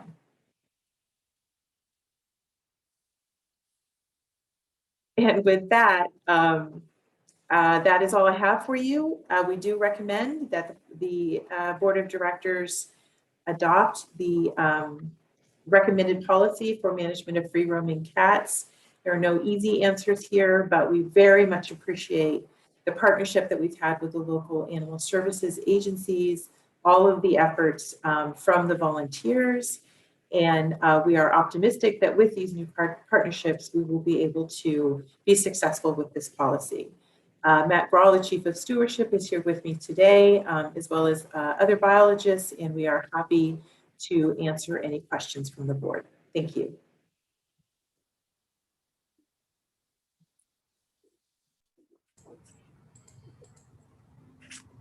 Thank you, Christina. I believe we have some comments from the public. I think we want to hear those first before we get questions from the board. Yes, please. Yes, President Rosario, we received over 33 emails and letters on this topic. And out of them, we have about 9 or 10 speakers.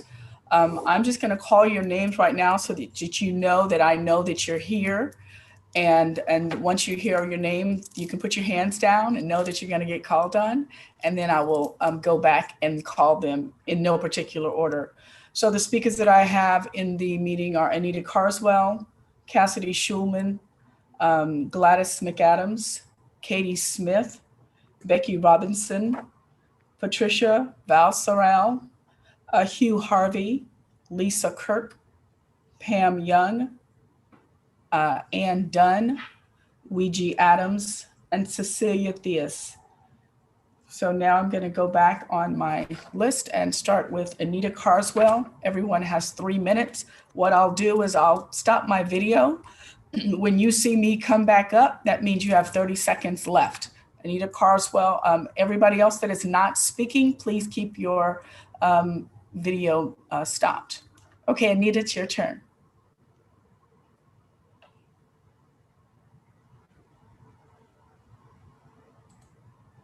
And I hope you're Sorry, still can you hear me? Yes, I can. Now I can. Yes. Great. You have Thank you. 3 minutes, ma'am. Perfect. My name is Anita Carswell. I'm with In Defense of Animals, and I'm going to be representing our group today. I want to mention that we had done an initial alert, which got about 16,000 signatures almost, with people really horrified by the gunning down of a community cat colony. We recently did another alert once the biologist's name who did this was exposed, and got another 10,000 signatures on that. So all in all, we have about 26,000 people who've expressed extreme dismay at the killing of these cats. I want to mention a report that claimed that these cats were, all hunting these endangered birds. Well, it seems really unlikely when they'd have to travel roughly a mile and swim across water to kill these birds. Cats do not swim. Cats do not swim across, bay water to hunt on birds. So while these cats were near the Colosseum, it seems highly unlikely they were anywhere near the land where it was claimed they were killed because they were killing endangered species. They're claiming they would have to go across several buildings, a car charging station, and swim across part of a bay to get to these animals. And that somehow 18 of a colony, roughly double the size, all went over there. That just seems incredibly unlikely. So I don't think these cats were actually killed for preying on wild animals. The other issue is that when you say certified external agency, you're talking about the USDA, Wildlife Services. This is an agency that kills wild animals who interfere with farming and other human activities. So they round up and gas animals all the time. This is not the sort of, compassionate service you would like to be dealing with wild animals. And now that East Bay Regional Parks District doesn't plan on gunning down animals itself, it's just handing the job to a wildlife execution service to do it for them. So we're very opposed to that. We are very happy that, partnerships have been made with the local shelters, but we're opposed to any lethal killing of cats or other wild animals. So we appreciate the preventative maintenance aspects that have been happening, but we're not happy with the quote unquote last resort, especially when there's been so little transparency in the past. So we're being asked to trust that everything's going to be great going forward when what happened was so disgraceful. And the cats were called party favors by the biologist who executed them. Thank you. Your That's all I time have to is say. up. Thank you. Thank you, Anita. Our next speaker is going to be Cassidy Schulman. Cassidy, you have 3 minutes. Can you hear me? Oh, no. Yes. Can you hear me? Yes. Oh, I'm so sorry. Okay. I sent a very long letter, very late, so you won't have read it. You won't want to read it. I want to use my time to express my very sincere hope that the district will stop contracting with the USDA APHIS Wildlife Services. You have contracted with them every single year since 1995. I know it's hard to believe, but that's 26 years. It's more than a quarter of a century. And in every document available to the public on your website that it shows these contracts, the following is stated word for word, quote, USDA APHIS Wildlife Services will assist district staff in protecting wildlife resources into the future until local and regional overabundant predator and feral animal management control measures succeed on a larger scale, end quote. That future is now. Local and regional agencies are more successful, more efficient. They cost the public and the parks $0 compared to the $67,315 you paid the USDA last year and again this year. Please do not renew. AGM Kelchner notes in her presentation, quote, the park district is not an outlier in its efforts to manage free roaming cats. I think you should be an outlier in these efforts. The district is already an outlier with respect to its size. It's larger than any other regional park district in the entire country. The district was proud to be an outlier in November of 2017 when Director Wieskamp said that the district was, quote, happy to be a trailblazer on green bonds, a new standard in environmentally friendly investing. When your current contract with USDA APHIS Wildlife Services expires 6 months from now, it is my sincere and fervent hope that you will be trailblazers and outliers once again, that you will choose not to renew that contract, but rather commit to meeting your predator management goals by continuing and strengthening your partnership with local and regional shelters, rescue groups, and volunteers. That's it.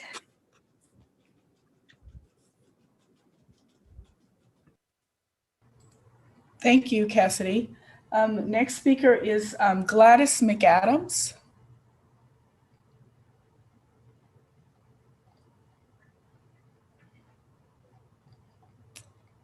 Okay, I do not see. Can you hear me? Oh, there you go. Okay. Oh, Ouija. One and the same. One and the same. Gladys is my given name. Ouija is my nickname. So Okay, that's another great. person you can take off the list. All right, thank you. You have 3 minutes. Okay, thank you. I would like to discuss the policy's park-wide ban on feeding cats in the park. And I want to be clear that I fully respect the necessity of protecting endangered species in the park. I understand that protection is absolutely vital and I support that. However, protecting endangered species from cats is not a problem in many of the East Bay parks, and that was clearly evident from Ms. Kelchner's map. And this is why I take issue with the policy's park-wide ban on feeding free-roaming cats. I'd also like to point out that this policy is in direct conflict with the ASPCA position statement on free-roaming cats, and I'm going to make a quote here from that ASPCA statement. Quote, feeding bans are difficult to enforce and ineffective at decreasing cat populations. For those cats who have become dependent on food provided by a caregiver, a feeding ban is inhumane as it often forces cats to subsist on insufficient resources. So not only is a total feeding ban difficult to enforce and ineffective, but it is also cruel and inhumane. I think parks on the whole, looking at the totality of parks, would be better served if the policy allows for some little measure of flexibility regarding feeding cats in the parks where it is appropriate and beneficial to do so. And that's important, where it is appropriate. I cannot understand why we can't have an addition to this policy to allow for park personnel and community members to work cooperatively together to minimize impact that cats have in the parks. And at the very least, you could allow for a pilot project. Otherwise, you don't really know what's going on with cats in the parks. A spreadsheet is only as good as the data that goes into it, and you need community participation for that. My point is there is no need to perpetuate the cruelty and inhumanity of a park-wide feeding ban when it is more effective, more beneficial in appropriate situations to take a different approach. So I am asking you to follow well-researched and nationally accepted practices from the ASPCA to do the right thing with this policy and allow a little bit of flexibility here for feeding cats in the parks. Thank you, Ms. McAdams. Our next speaker is Melissa Clack.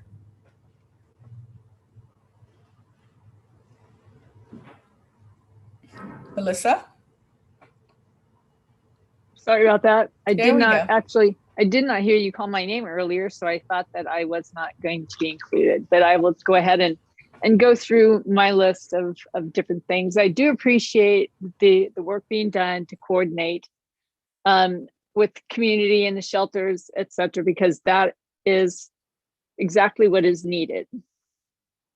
But there are some things I do take issue with. First of all, coming from a legal background, I have the scenario which happened that has started all this was not as pristine as was projected by Christine. Obviously, it didn't happen the way it was supposed to. There was some real ugly stuff that went down that I think even surprised you guys. And I don't think it should be glossed over in a prepared statement. That bothers me. And then I'm going to go forward with regards to the studies. I have gone online to research, and I've also received some of the documentation that's gone out through public records requests to review. And I've looked at studies that have been provided by the East Bay Regional Park District with regards to these endangered species. And contained in those, the number one predators for these particular species in these different areas were rats and other aviaries, other birds, like other terns, as well as the gulls, burrowing owls, which are on the endangered species list as well. Feral cats were mentioned, but in passing. So I hear you guys telling me there are studies out there about feral cats and predation. I would like to see them somewhere posted with regards to these areas that you're saying that this management and this control has to take place on the levels that you guys are saying it needs to take place. Because in other studies and other research, ecosystems are very, as you know, we think we're doing the right thing, not necessarily is that an accurate statement, because cats are predators of rats as well. There are studies out there that show that in certain circumstances, an ecosystem is messed up when you take out an entire colony of cats. It changes the whole ecosystem, and it actually creates a situation which is worse than endangered species that you're trying to protect. So I would like to see recent studies done in these areas that show that what you guys are doing is actually in favor of this endangered species. I do recognize cats are predators of birds. That's just a given. But when everybody cites this one general study that was done about birds eating cats, and not with regards to specific areas and the ecosystems that you're dealing with, I have a real problem with that. And I think, well, I don't think ecologists either use studies like that when they're trying to determine what to do in specific areas. So that's thank you, Melissa. Yeah. Thank you. One other thing is fencing. The predator fencing that you guys have around these were put in tens of years ago, 30 years ago. Predator fencing includes, especially for feral cats, something at the top, because cats can climb over these 5-foot fences that are surrounding all these Thank you, Melissa. areas. Your time is up. Thank you. Our next speaker will be Katie Smith. Good afternoon. My name is Dr. Katie Smith, and I am the president-elect of the Western section of the Wildlife Society, which represents about 1,000 professional and student members across California, Nevada, and Hawaii. I'm also a wildlife biologist who has spent more than a decade researching the conservation and management of endangered animals in the San Francisco estuary. Of those 100 endangered animals, at least a quarter are subject to predation by feral cats. One that is particularly at risk is the saltmarsh harvest mouse, a species for which I am an expert. In addition to historical habitat loss, the species is now threatened by urbanization, sea level rise, and non-native predators like cats, This is especially threatening in isolated marshes that lack connectivity to large source populations, like many East Bay parks, where new individuals cannot disperse and catastrophic events can lead to local extinction. Any limitation on the ability of the Parks District to take swift action to control cats during periods when salt marsh harvest mice are especially vulnerable, such as during king tides, when mice may be crowded at the upland edge, could be locally devastating for the species. And the loss of even small populations can have severe negative impacts on the genetic health of the species as a whole. The salt marsh harvest mouse, ridge-raised rail, black rail, and least tern are listed and are covered under state fully protected status, which prohibits any action that causes harm to the species. It is known that feral cats in the estuary kill individuals of these species. Operation of trap, neuter, release activities that result in injury or mortality of these listed species could fall under the prohibitions of the Endangered Species Act. Any cat that is trapped in native habitats in East Bay parks should never be released back into the wild. The maintenance of cat colonies is opposed by professional wildlife organizations, such as the Wildlife Society, as well as some animal welfare organizations like PETA. The salt marsh harvest mouse and other native species are local treasures, and we have a moral, and in some cases legal, obligation to do what we can to protect them. Predator control has made the difference between extinction and persistence for imperiled species in many cases around the world, and the Western section of the Wildlife Society supports East Bay parks in their efforts to protect wildlife through feral cat control. Thank you. Thank you, Katie. Our next speaker is Cecilia Theus. Cecilia, you have 3 minutes. And I know I saw you. I am here, G. There we go. Okay. There we go. I guess You I'm have not gonna 3 minutes, say it. ma'am. Okay. Well, I'm real disappointed. And what I'm really disappointed in is that the story of how my cats were killed is being told in a way that is a lie. My cats did not live on the park. I do not believe my cats were ever killed on any of your park property. But no one still will investigate in a way that includes asking me questions or asking me, why I have a shell casing sitting in an envelope here. But moving forward, I can't change that. And I have to look at this and say, maybe something good can come from what this man did to my babies. Except it isn't good, because I went down a rabbit hole when I found out what you guys did to my cats. I had to, because you wouldn't tell me the truth. There was no other way to find out. Why would the parks kill cottontail bunnies at Tilden Park? What kind of predator is a cottontail bunny? And how do you decide how many of the native animals to kill? I think it was 96, it might have been 92 skunks in one season. It's a lot of animals. And USDA has been on board for a long time. And the thing is that if you guys weren't so secretive, I would believe all this stuff that we're talking about now. But the way the policy is written, the same thing that happened to my cats can happen again, because you're saying that you're going to have all these approval levels before you gun down another cat. But if you were to be, let's say that a biologist is there doing a survey and he sees a feral cat, or let's just say he wants to kill one because he sees it.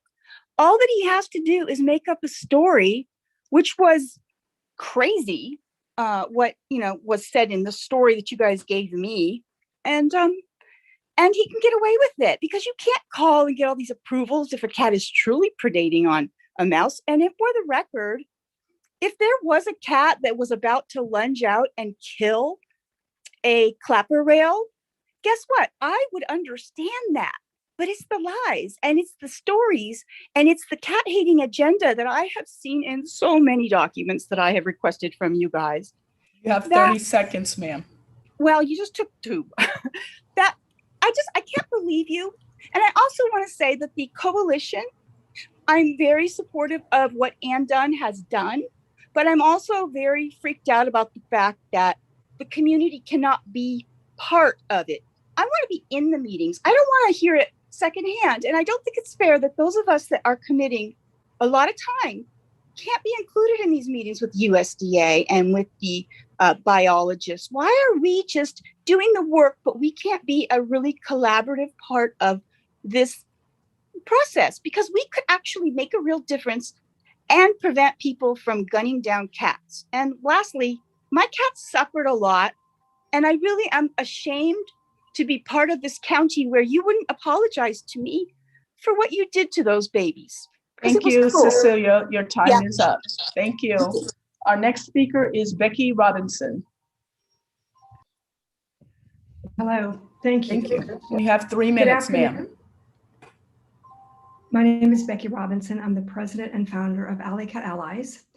And I'm asking you today to please reject the policy, free roaming cat management policy before you today, and retain better legal counsel and move forward to take whatever steps are needed to enact non-lethal cat population management policies in your parks. We cannot allow our public parks to once again become killing fields.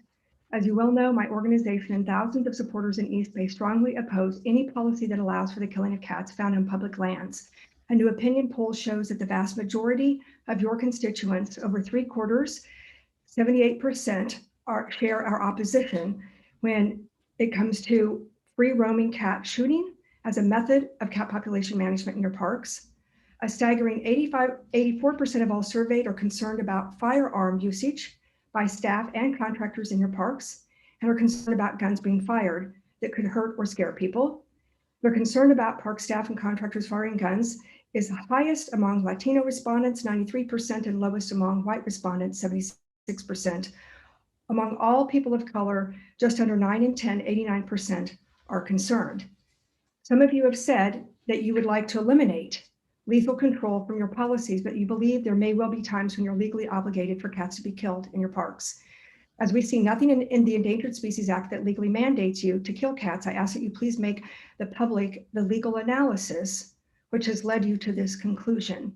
If that were to be made public, that would help. The ESA gives a fair degree of latitude regarding which means which can be used to achieve mitigation and conservation objectives in species recovery plans. There are many other ways to mitigate whatever threat or perception of threat cats have in the environment. Many ESA plans contain no commitment to lethal cat management. If yours contains a commitment to this lethal control, it's something that you could change to bring your ESA plans into alignment with the values and the public safety concerns of your community citizens. Regarding the ESA, Jeff Schwaber of the law firm Stein Sperling states, the Endangered Species Act does not, in our view, authorize or require the shooting and killing of cats. A strong case can also be made, and has been made, that killing cats is not actually effective in managing. We ask, why would any agency argue that killing cats is needed to reduce their populations?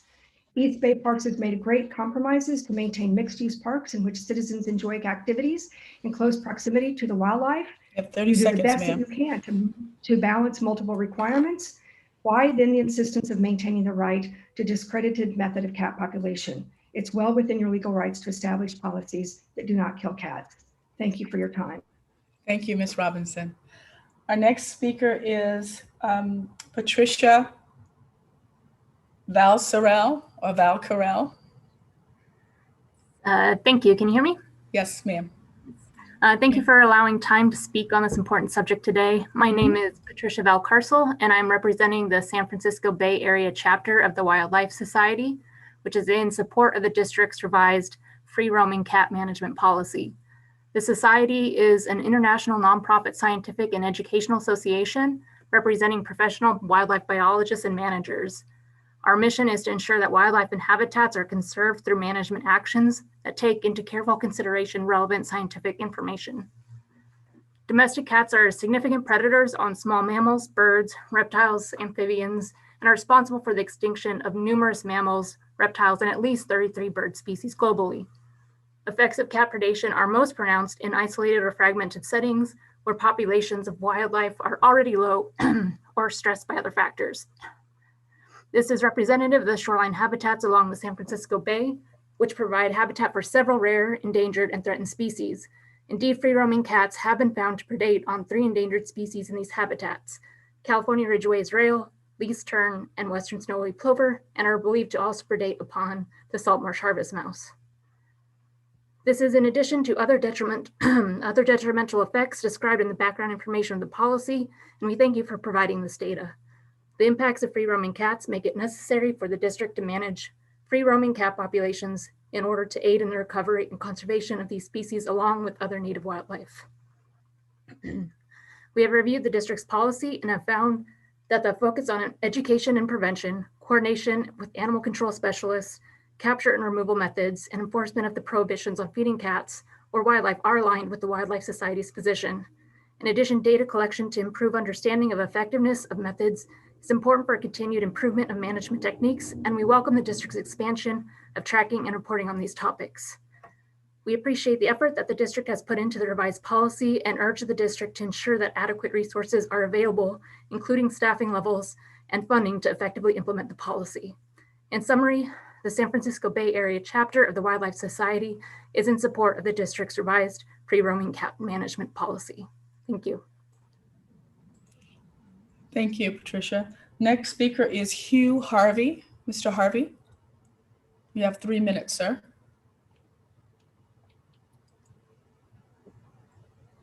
Good afternoon, and thank you, President Rosario, Board of Directors, and General Manager Landreth. I would like to read a letter from the President of the Board of Directors of Mount Diablo Audubon Society. Dear Mr. Rosario, it is estimated that free-ranging cats kill about 2.4 billion birds per year in the US. In fact, predation by domestic cats is the #1 direct human-caused threat to birds in the United States and Canada. Our native birds are at risk from a number of factors, including climate change, the effects of unprecedented wildfires in the West, and continuing degradation of habitat. Domestic cats, on the other hand, are thriving as a species. We at Mount Diablo Audubon Society celebrate birds and other wildlife and advocate for their protection and protection of their habitat. Our position is that there is no place for feral cats in East Bay Regional Park District parks and other public lands that have been set aside and maintained in large measure to protect native plant and animal species. These cats should be removed humanely whenever possible, but nonetheless need to be removed. Furthermore, the feeding of feral cats on EBRPD and other public parks by private individuals cannot be condoned. Those of us who have owned cats know that they will kill because they can, not because they are hungry. There are many of us at Mount Diablo Audubon Society who love both birds and cats and enjoy our feline companions as indoor pets. This is the message we wish to convey to other cat-loving members of our community. On behalf of the board and members of Mount Diablo Audubon Society, I wish to express our gratitude and continued support for the efforts of the board, district, and staff at East Bay Regional Park District to protect the natural resources on the public lands they steward. Signed, Gerald A. Britton, President, Mount Diablo Audubon Society. Thank you very much. Thank you, Mr. Harvey. The next speaker is Lisa Kirk.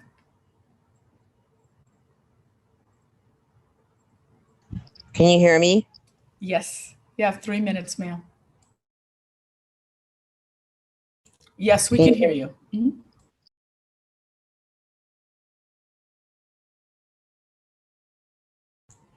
We can hear you. You can speak, Lisa. Needs to unmute. You have to unmute yourself. Mhm.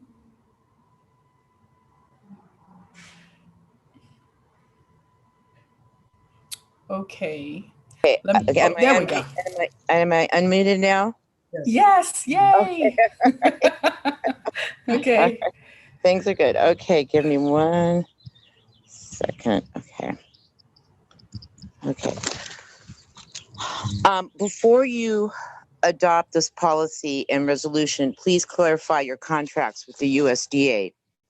In 2012, many articles were written in the Sacramento Bee calling the state and federal agencies that oversee predatory control. Some of the articles were titled "The Killing Agency Out of Control Predator Control Methods." Wildlife Services predatory control is coming under fire from scientists, former employees, and others who say it's expensive and ineffective and can set off a chain reaction of unintended and often negative environmental consequences. The Voice of San Diego in August of 2012 states Congress pushes for transparency from secret agency wildlife killers.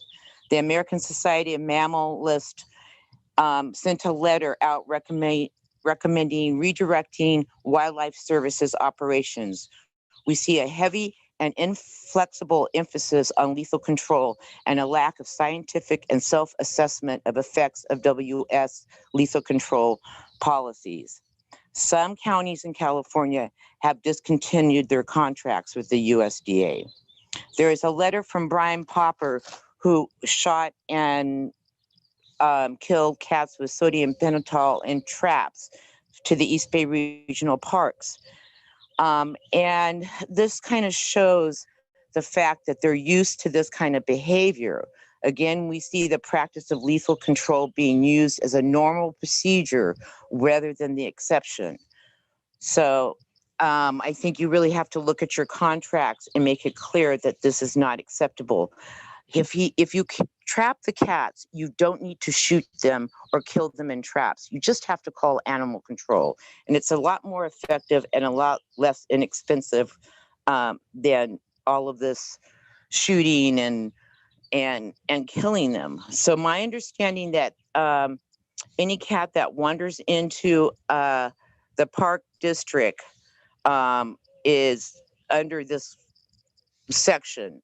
And we're hoping that you won't be killing the cats. They don't know they have wandered in to an endangered species park, but you can actually trap them. It's much easier than shooting them.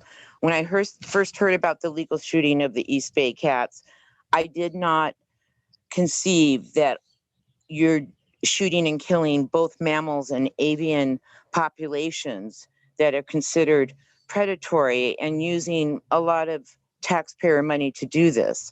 I would encourage you to read the articles and about the complaints and concerns about WS and their predatory management control programs. And you state that you don't need to do a sequel. Well, I would state that maybe you should do a sequel and make sure that you're not doing damage to the environment that's already there, because you are altering the environment. Again, I do trap, neuter, and return in East Contra Costa County. We've been asked to remove cats, and basically the nonprofits have done this in that area. I'm more than happy if there's any. Lisa, your time is up. Thank you. Thank you.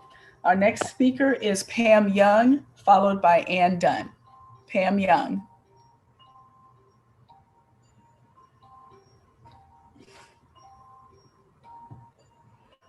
Okay, then we will move on to Ann Dunn. Hi. Hi there. I am Ann Dunn. I'm the Director of Oakland Animal Services, and I welcome the opportunity to speak on this policy. I'm representing the 8 city and county animal shelters that are in the East Bay Parks jurisdiction, and we are offering our full support for this policy. And in large part, we recognize the responsibility of East Bay Regional Parks to protect the endangered species, and also believe it's possible to do that without harming the cats. So we are very grateful for the opportunity to work in close collaboration with the staff, who have been fantastic in working through this with us to come up with a solution that works for all species. And I just also want to say that I recognize that in the past that there was a kind of similar agreement among rescue organizations to support the parks in this way, and that arrangement fell away for whatever reason. And so also want to speak to our commitment to institutionalizing these agreements within our organizations so that you can count on these shelters to be available to remove the cats as needed in the future. And finally, I just want to say a huge thanks to the the cat rescue organizations that have done the significant trapping. You've heard that at this point, it's actually over 50 cats that have been removed from the parks. And that's in large part due to ICRA, Feral Change, Cat Down, and volunteers from Friends of Oakland Animal Services. And finally, I want to thank Cecilia Thies for all of her hard work in protecting these cats, and the commitment that we all share to making sure that they are able to thrive as well as the birds and the mice. So that is it. Thank you so much.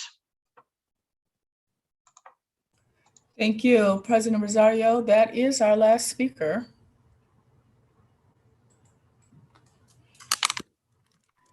Thank you so much. Very much appreciate comments from the citizens today. And so, questions from the board and Director Corbett.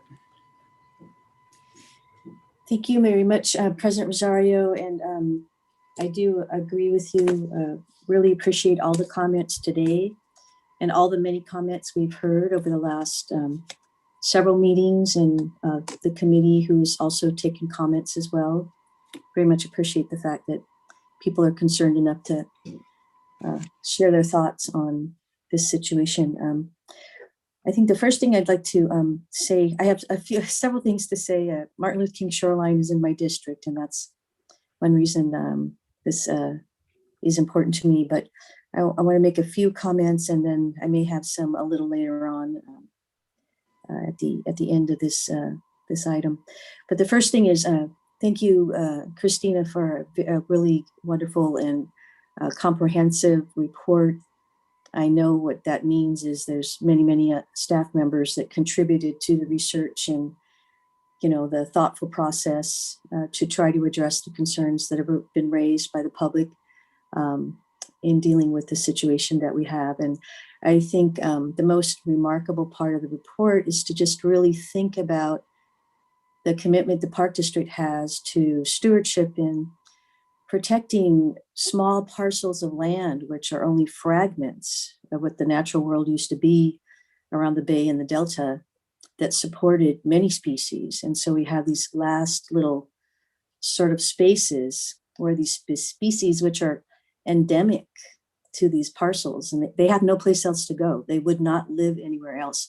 They'd be gone, but for the efforts to protect that land and to allow a space for them to continue to populate, and for people to have the opportunity to see these beautiful creatures, which are part of the greater natural areas in the Bay Area. So thank you very much for that, and all of the staff that has been involved with all of this work. And then also, thank you so much. It was so nice to hear from you, Anne, as a representative of the many people who have been involved as volunteers and doing work to turn the corner and find ways to capture the cats in humane ways. And that's hours and hours and hours of volunteer time that has made that happen. So thank you so much. And please share that with everyone else you are working with.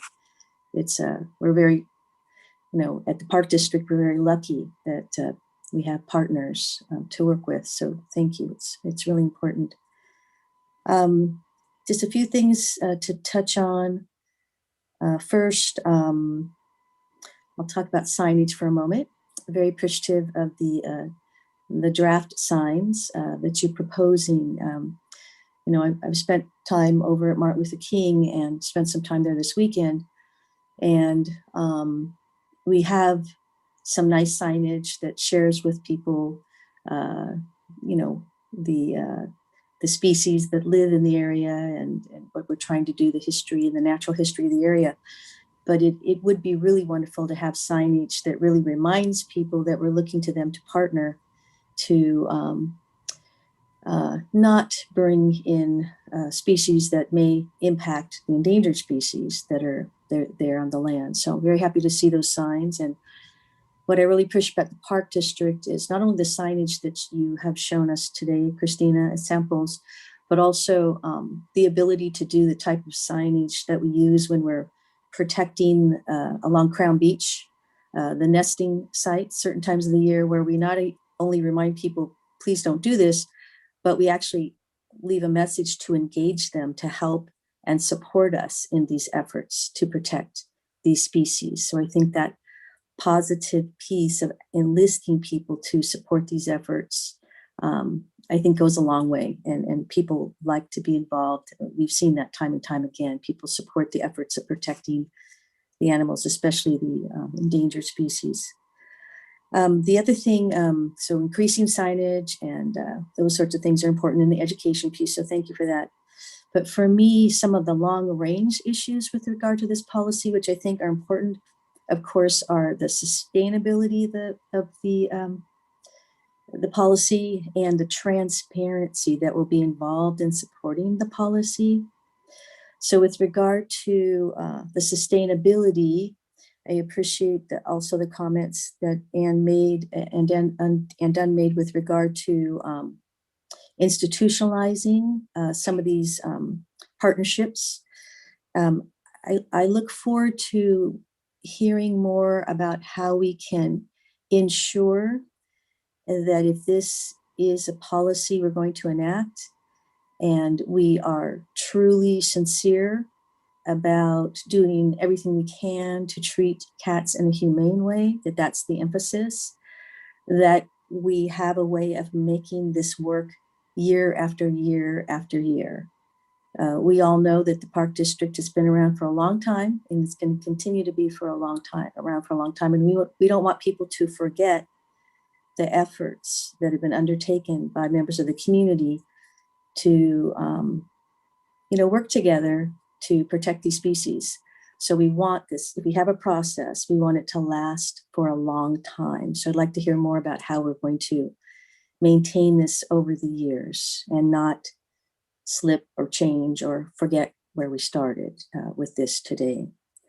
And then on the transparency, very happy to see the proposal to allow for a report to show how the policy may or may not be working, to share that publicly. I personally believe that there should be a report back annually.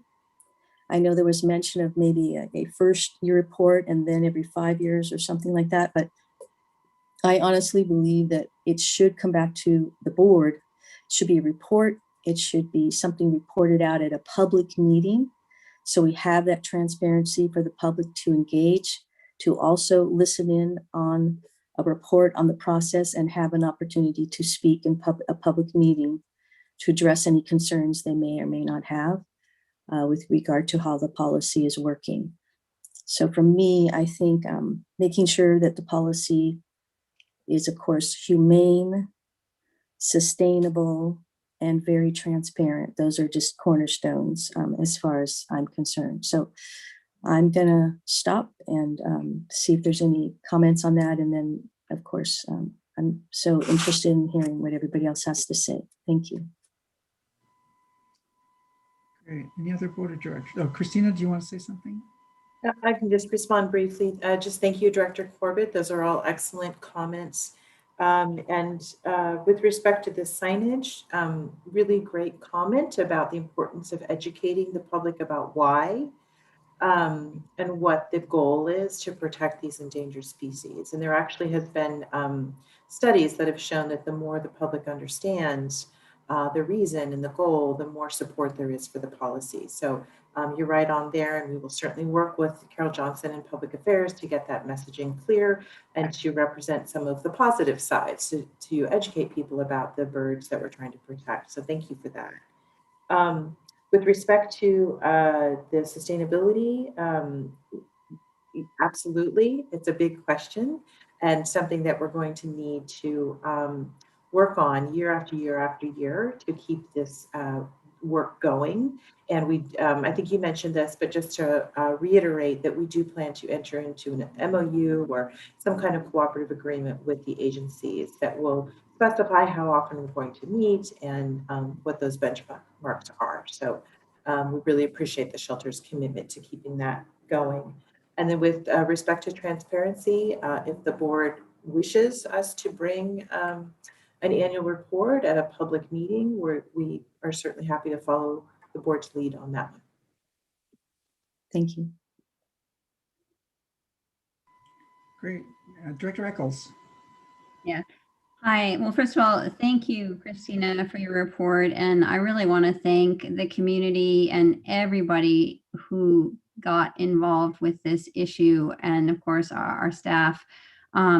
you know, it's such a difficult issue because we must protect these endangered species. And of course, we don't want to harm or kill any cats. But I think that the policy, you know, goes a long ways towards preventing any unfortunate deaths of cats by, first of all, the prevention, which I think is key for people to understand that cats are not designed to just live out on their own, and that they can also harm other animals in the parkland. So it's important not to just drop them off there. And I really want to thank all of the people, all of the volunteers who've gotten involved in trapping the cats. I mean, over 50 cats this year. That's an incredible effort. So thank you for that. And then, you know, I really want to think about and look towards the future so that the policy can stay, you know, robust and transparent and sustainable. And so, you know, I would also support having an annual report to the board, because I think that would help provide visibility around how the policy is working. And, you know, if there are areas that need to be tweaked, it would be an opportunity for that. So I think that's helpful. And I also really want to thank Ann Dunn for her commitment to providing, you know, institutionalizing the arrangement with the various groups involved to have a long-term sustainable policy, because that is, it is so critical. So really, again, thank you to everybody who provided input and all of the volunteers who've provided hours of work to, you know, to really help solve this problem or this challenge. Thank you.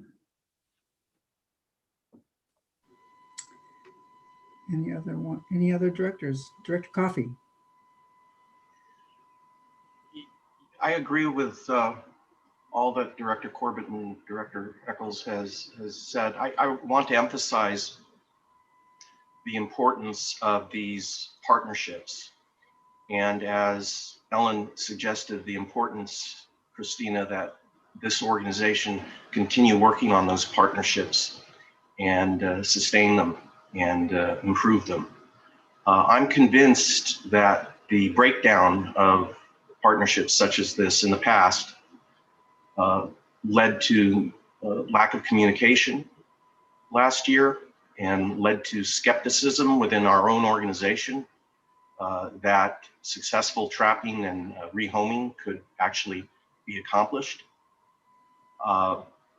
If this had been in place, it all would not have happened last year. So it's very important to sustain it. And remember, these folks were, our wildlife managers were following board established policy. This was an organizational issue, not one assignable to any individual. But in echoing gratitude toward Ann Dunn and ICRA and all the other organizations and volunteers that are responsible for proving to the East Bay Regional Park District, let alone the larger community, that this kind of partnership and communication and dedicated volunteers working with us to trap, neuter, and rehome does work. And I've been telling one of those volunteers who's been helping me with my own TNR, another story about a feral mom who had a litter under my house. So I've actively learned what it's all about to be out there trapping and the time and effort and frustration and excitement when you actually save a life in terms of getting what would have been feral kittens, and they're now running around my house, and I'm going to get them good homes. In any event, I've been telling one of these volunteers, Tiffany Ashbaker, who's been helping me with my own program, that her work there down at MLK and now at Hayward, proving that this policy does work. And remember, we put this policy actually into effect, Christina. We discussed this at the last Natural Resources Committee, that this policy was not yet adopted by the board, but we were implementing it in connection with MLK and Hayward with the help of Ann Dunn and these organizations and these volunteers. So we now have a 3-month track record of this policy that I think we're about to adopt actually working. And because of volunteers like Tiffany and the others, they have proven that it works, and that will result in no more lethal control of cats. You know, it just goes beyond policy and whether we're going to do it or some other agency is going to do it. There's some nuance to what happens if we don't follow the Endangered Species Act. But all that aside, I'm convinced there won't be any lethal control because of the efforts of these people, these volunteers to date at MLK and Hayward, and I believe it's going to be sustained. So there will be no lethal control anymore from these limited areas of our park district, and I'm very pleased about all that. And thank Christina for all the work you've put in and your team has put in with working with all the agencies. All right. Anyone else? Director Lane. I'm in my den this time, and Kat has decided to be really active during this discussion. This was a feral kitten, which was socialized and I've been loving for 15 years. I do want to thank Christina and staff for working so hard on pulling this together and for really looking to the future in terms of what we can do to sustain this program. And I appreciate the board's comments and everyone who has come and spoken to us. I think people feel so emotional about this. It's not easy for us to listen.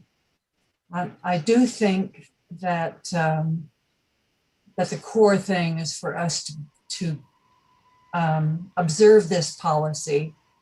And I think one of the ways we can do that is by assuring that we have an annual report every year, whether it comes directly to the board or the Natural and Cultural Resources. I'm kind of open, but we should for sure have something that comes to the board regularly. So I do want to say that it's been quite an experience this year as we've lived through this, and I appreciate what the staff does to try and take care of these endangered species, and want to say how much I support them in the field. So I'll be supporting this policy. May not be perfect, but as we look at it again each year, we can refine it, and hopefully we won't need to resort to any of the lethal means. So thank you. Anyone else? Director Wasby? Sure, thank you. I would just like to echo what my fellow colleagues have said, that, you know, I want to compliment the staff on their excellent report, and especially their community involvement, getting the rescue groups together along with the shelter groups. I think this is going to be a successful program. I mean, I really, really think this policy will work. And I think it'll work because of the transparency, the reporting that we're going to do, and the collaboration we have with very, very concerned, passionate people that do not want to kill cats. And that's not our goal either. Our goal and our charge is to protect our threatened species that live in our parks. And I think we can do this by this policy, and I think it's going to be very successful. You know, killing cats, we keep saying it's the last resort. I agree with Director Coffey. I think with this policy, and if we continue to work together and collaborate with these groups, we won't need this. And if we do, we'll review the policy. But I'm confident it'll work. So I will be in support of it. Great. Director Wieskamp. Oh, you're muted.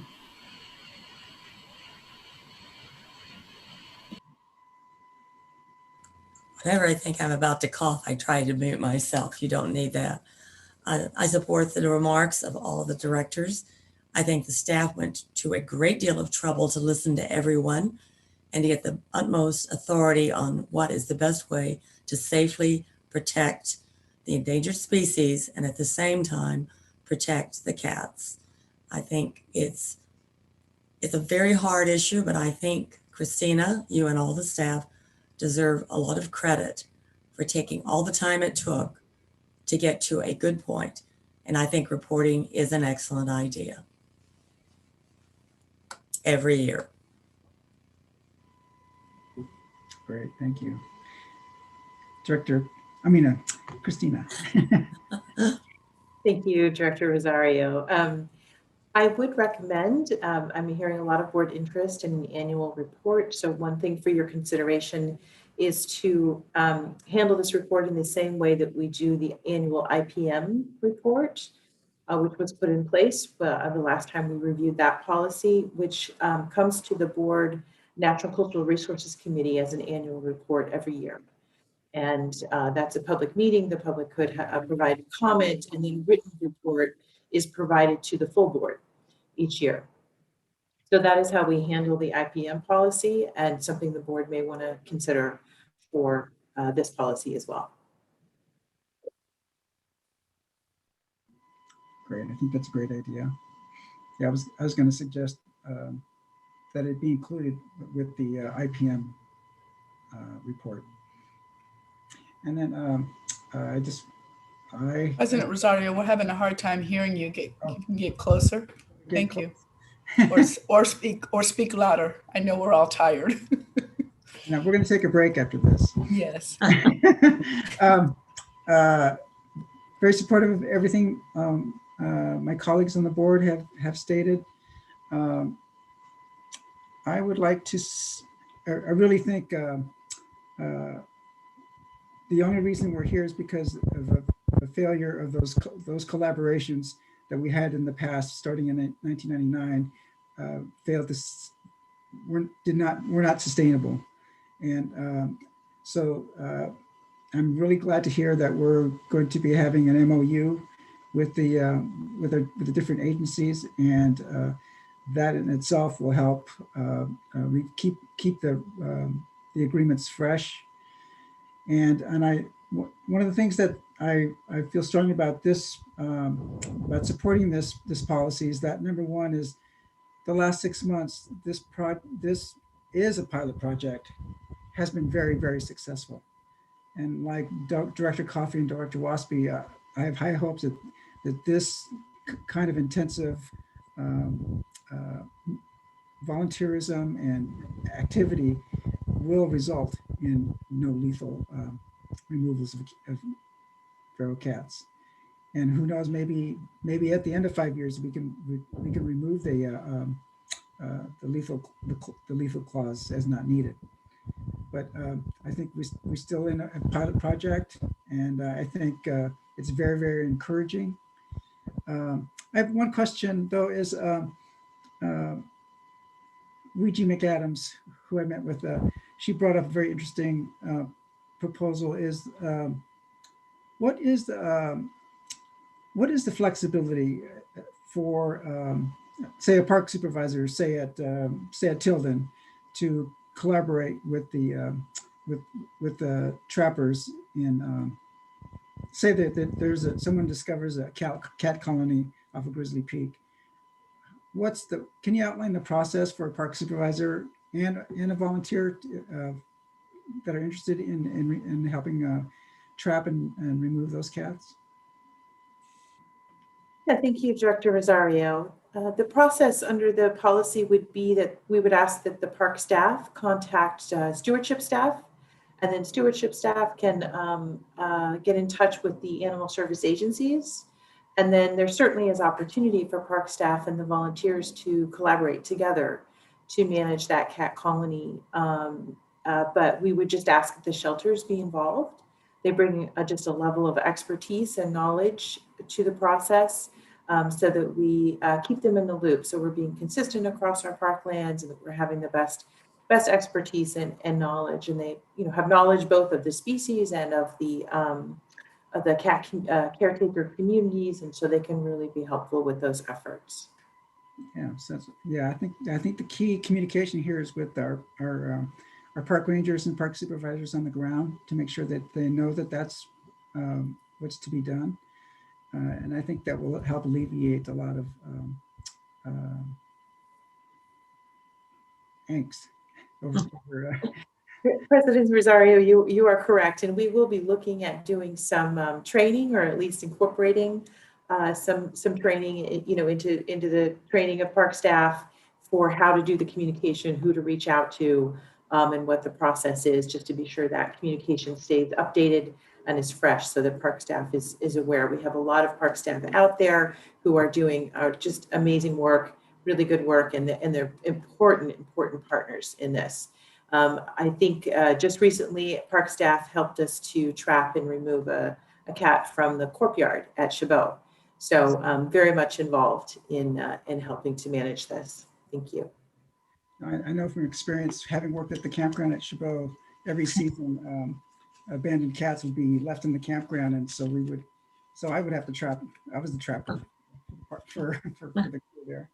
And very successful, but it is unfortunate that people leave their cats after a camping season, and leaves the unfortunate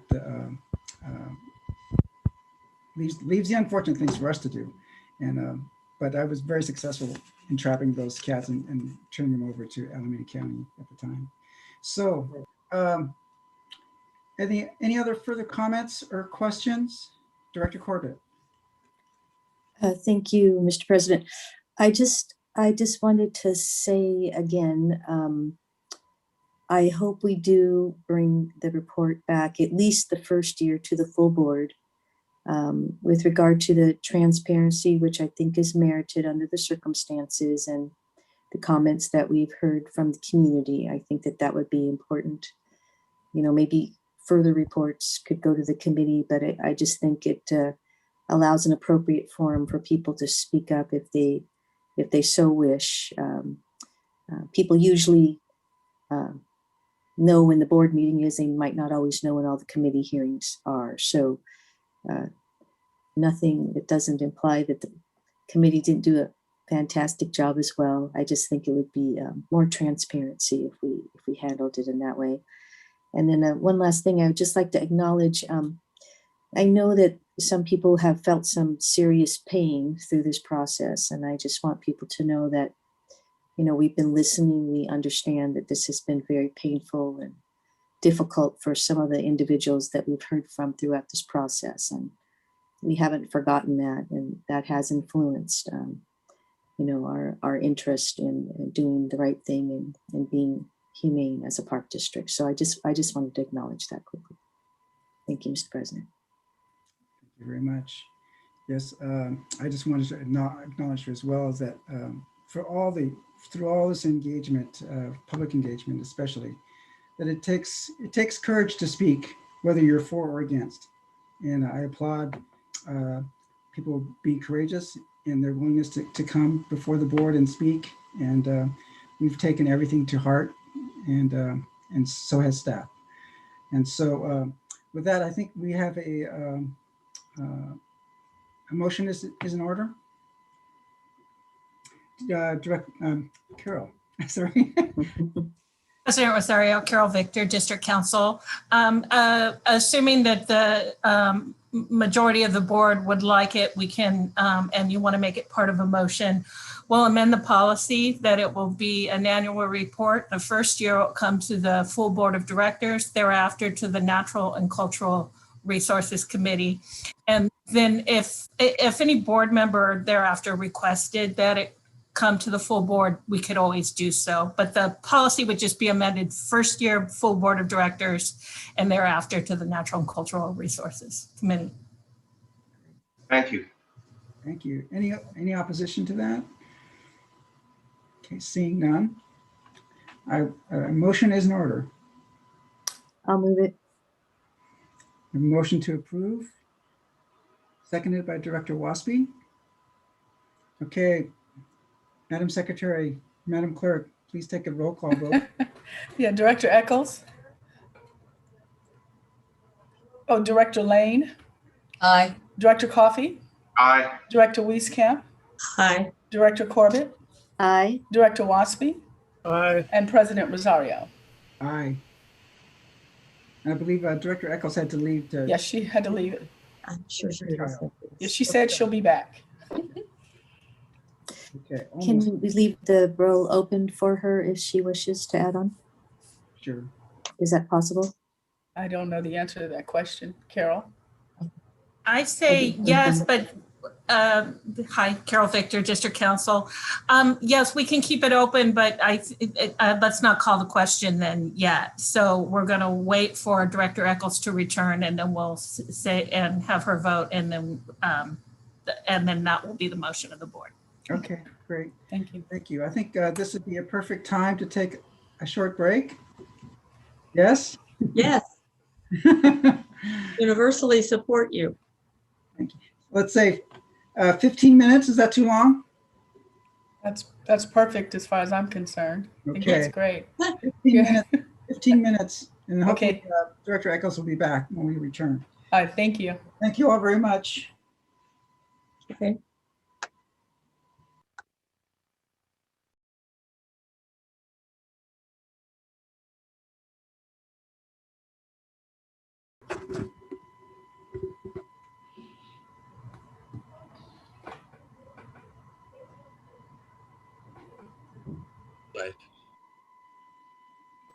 We're live. Okay, great. Welcome back, everyone. So we're going to hold off finishing the vote on 2A until Director Eccles returns.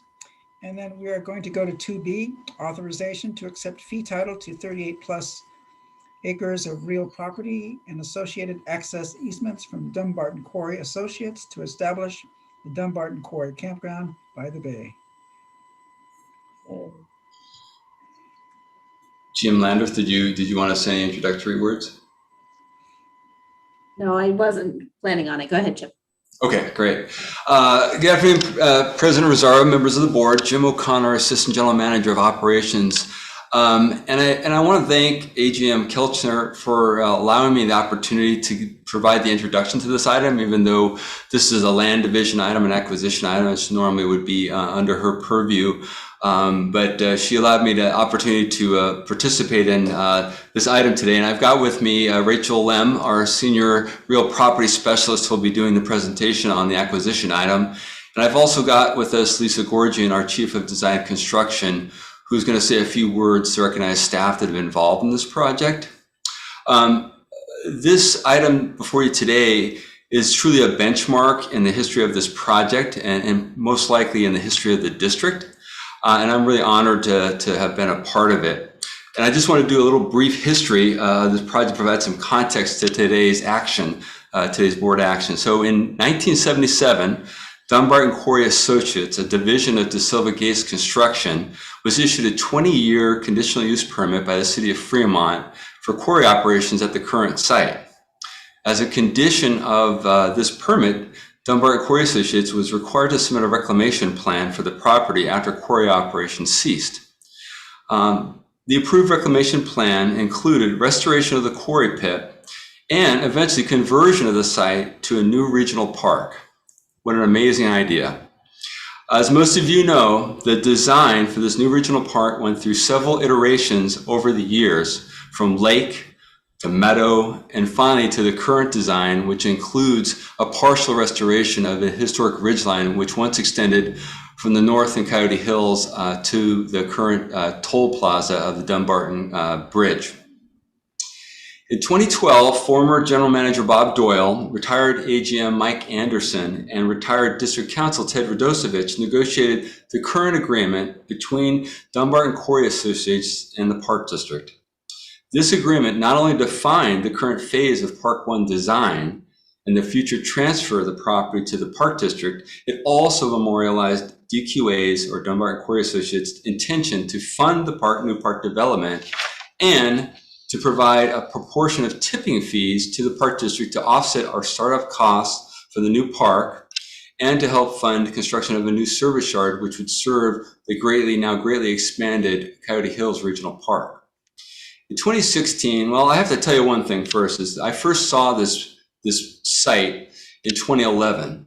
My predecessor, John Escobar, invited me to come on a helicopter tour of the Park District prior to my taking over as the AGM of operations. So we went on, as most of you know, the helicopter is based at the Hayward Airport. We took off from Hayward Airport, and we flew over Coyote Hills, and then we did several rounds around this giant hole in the ground. And John Escobar told me that, oh, Jim, this is going to be a future regional park. And I looked at this hole in the ground, which was probably 250 feet deep, partially filled with water. And I thought to myself, okay, John, we'll see if that ever happens. And then we flashed forward to 2016, and former GM Bob Doyle approaches me and he asked, Jim, would you take over the liaison role with Dunbar and Corey Associates for this project? And I said, well, sure. And I went out there again. I looked, it was still a giant hole in the ground. Now it was filled with 2/3 full of water. And I thought, okay, I still won't see this in my tenure with the Park District. But I took it on. I said I would do that because he had asked me that because of my existing role as a liaison with the city of Fremont. So I agreed to do it. Well, 5 years later and several dozen apologies to Director Wieskamp, I'm here to tell you that this project is actually a reality. The new regional park is substantially completed, and it's absolutely gorgeous. And we've taken Director Wieskamp out to see the site, and I think she would agree that it's an incredible project, and it's going to be a feather in the cap of the Park District. And we're so happy that it's at this point. So today's board action is to accept the portion of the property that includes the Phase 1 park development. And this sets the stage for the district to take control of the site. And on Friday, August 27th, is our intention to open this new park to public use, to open this campground for us. And we're hoping to have, we're working on a dedication event, hopefully on Saturday the 28th. And with that, I'm going to pass this over to Lisa Gorgian, who wants to recognize a few of the key staff that were involved in this very significant project. Lisa? Thank you, Jim. Good afternoon, President Rosario, directors, Lisa Gorgian, Chief of Design and Construction. As Jim mentioned, I just want to take a moment to recognize some folks who have been working on this before I hand it over to Rachel, and she'll walk through the board action. So I just thank you, Jim, for letting me speak on behalf of the Acquisition, Stewardship, and Development Division as part of this seminal board action. And I want to recognize the collaborative work between the district and Dunbar & Corey Associates to develop really this truly innovative new campground. Its design and subsequent construction faced many complexities,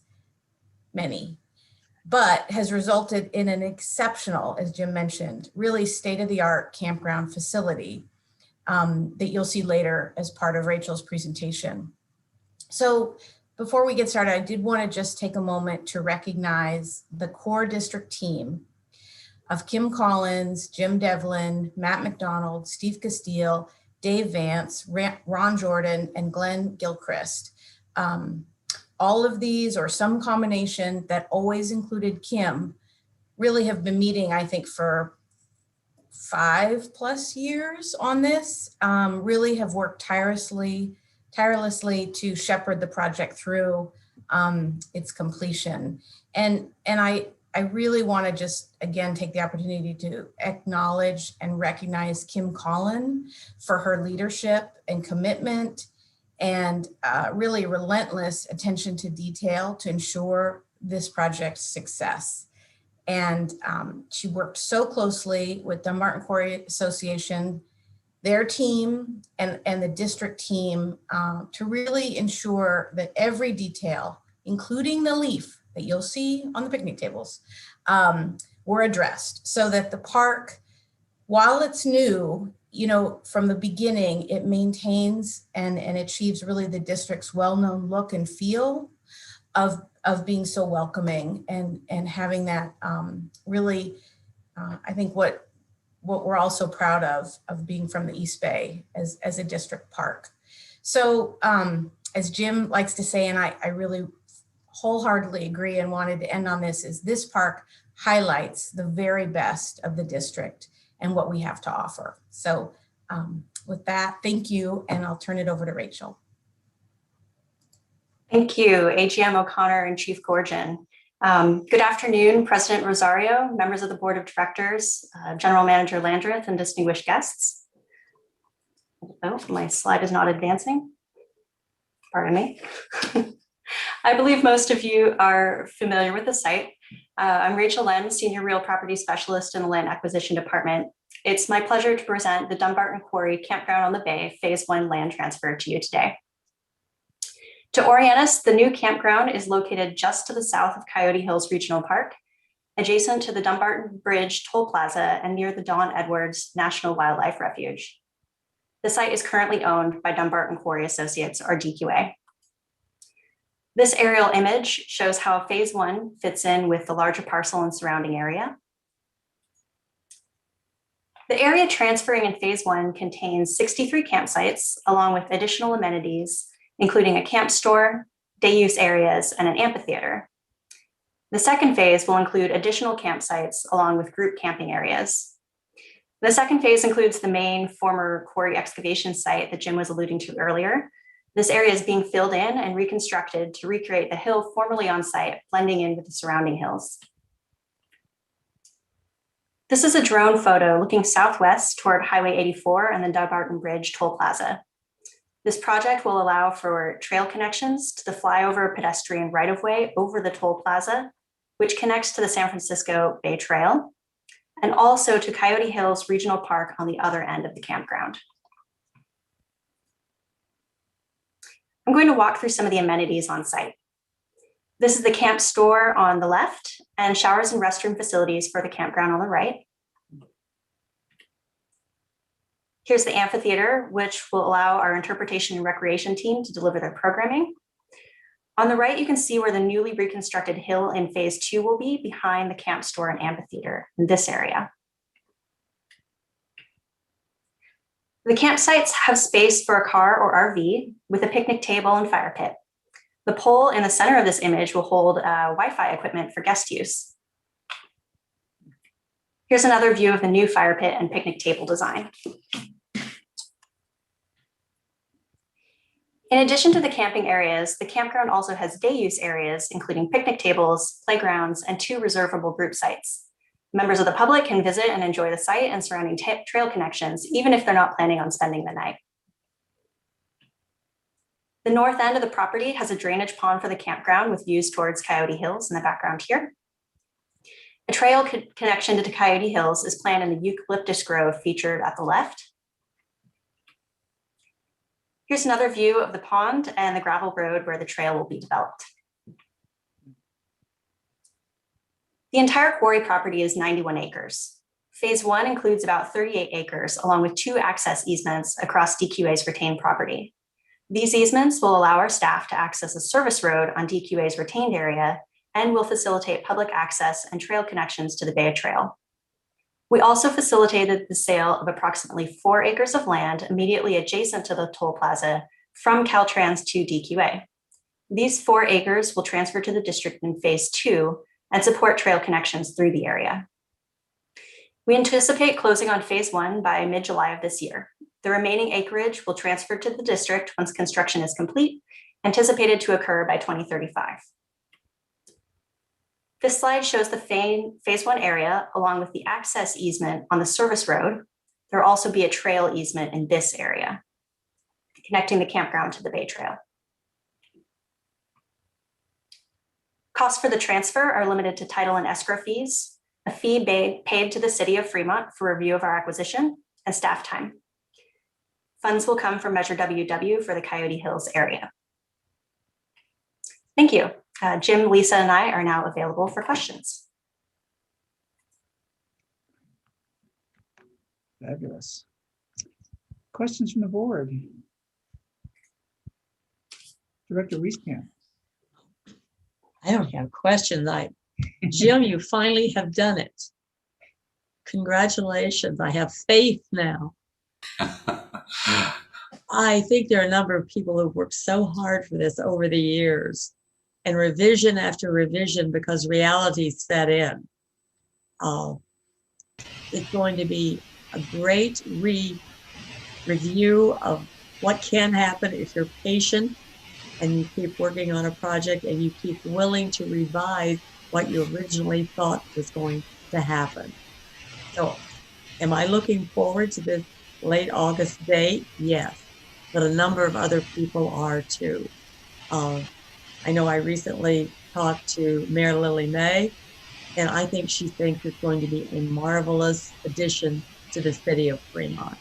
So keep everything moving. If I were in the distant future, I'm not sure that will all happen by that magic date, but it doesn't matter. We've got the first part and we've got connections in all directions. So congratulations, staff. I was there with Matt McDonald and all the rest of the crew, and they are so proud, deservedly, of all the work that's gone in there. So it's beautiful. People are going to love it. And the mayor of Newark is looking forward to it because he has a place that rents RVs and they have to go somewhere and sit for 24 hours. So I think we've got a customer base right next door. So congratulations to all involved.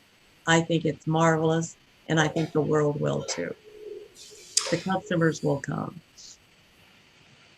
Thank you, Director Wieskamp. And it really was a lot of people involved, a lot of staff, from design and construction and planning, and it's been a real team effort. It really is the best of the Park District, and I think people will really enjoy it, but thank you. No, thank you on behalf of all the customers coming. Director Lane. Well, I'll just second what Ann says, but then, Jim, you started on this in 2011, right? Well, that was the first time I saw the hole in the ground. Didn't know it was. We've been talking about how long this took. I mean, that was just 10 years. Nothing. No, Director Lane, you know better than that. This has been a 44-year project. Well, I'm looking forward to seeing it, and so the pictures that we saw are how green it is. Really? Yeah. Really? Really. That's green. All right. Yeah, and I have to give a lot of credit to Chief of Park Operations, Steve Castile. He fought really hard to have turf sod installed instead of seeding. And so it does look very beautiful. It's very beautiful when you see it in person. Thank you very much for the leaf on the picnic table. Anyone? Go ahead, Director Wieskamp. Maybe we can get Beverly to write a book about this whole thing. Maybe we can get Kim to write. Somebody. It deserves it. Christina. Wanted to, as a former member of the legal department, acknowledge the legal's work on this. District Counsel Carol Victor has worked for, I think, more than 10 years on this, and her predecessor before her. So I don't know, Carol, if you wanted to add anything. No, thank you for that, Christina. This is really Ted Radosevich did a remarkable job negotiating this. This negotiated as a settlement agreement. There was a threat of litigation, and DQA really came to the table, and we're getting this beautiful park. I just wanted to touch on, I turned on my camera to touch on Director Wieskamp's comment about the 2035 date. So we never anticipated that the quarry would get filled as quickly as it has. And the agreement's been amended since 2012, but both 2012 and the more recent 2016 amendments were really drafted in terms of what will happen if we cannot fill up this hole that at one time was deeper than below sea level and deeper than Death Valley. And so that was the contingency, and it entered into so much of the negotiations. If this, then this, if this, then this, and then a hard date of 2035.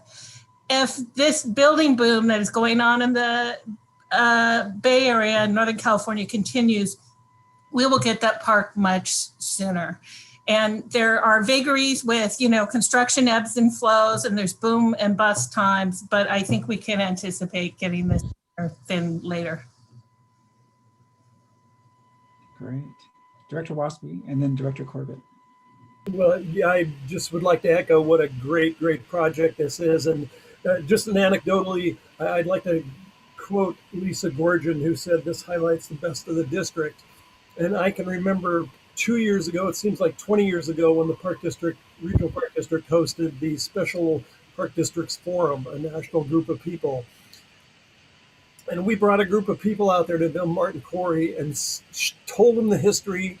They were amazed. And the pride with which, I forget his name, but the representative from Dumbarton Quarry just was so prideful of this event. And so was our staff. And the people were just amazed that we could transform this from a big hole in the ground to a beautiful campground like this. They were pretty amazed. And I think it's going to be wonderful. Director Corbett. I would just add on to what all the other board members have said, and especially I'm glad Anne's happy. She's been waiting a while. I've served on operations committee with her for several years, and it's been a topic of discussion. But this is one of those things that the Park District does best. Take a piece of property that may not have been so pretty, but for the fact that we got involved, and what an amazing resource to have close-in camping in an urban area. It's just going to be such a special thing for people to be able to take advantage of that and bring their kids out and show them how to pitch tent and all that, and not be too far from home. So I think it's going to be great. And I'm hoping someday those leaves will be for sale in the gift shop on who knows what, t-shirts, caps, water bottles, so you can use the water stations, such things. So anyway, congratulations, guys. It's gorgeous. Yes, congratulations, definitely. Director Lane. So this is Dumbarton Quarry Campground on the bay. Is that correct? Correct. Director Lane, I sent you the actual board resolution earlier today, so you have that factual information. It is definitely Dumbarton Quarry Campground on the bay. Okay, so then we should be sure and change the resolution. Well, we will do that. I'll work with Christina to take care of that. Yeah. Thank you very much. Did we not have it on this resolution? It said by. It used both by the bay and on the bay, but we'll correct the record. Are we all happy with on the bay? Yes. And that we owe to Director Corbett.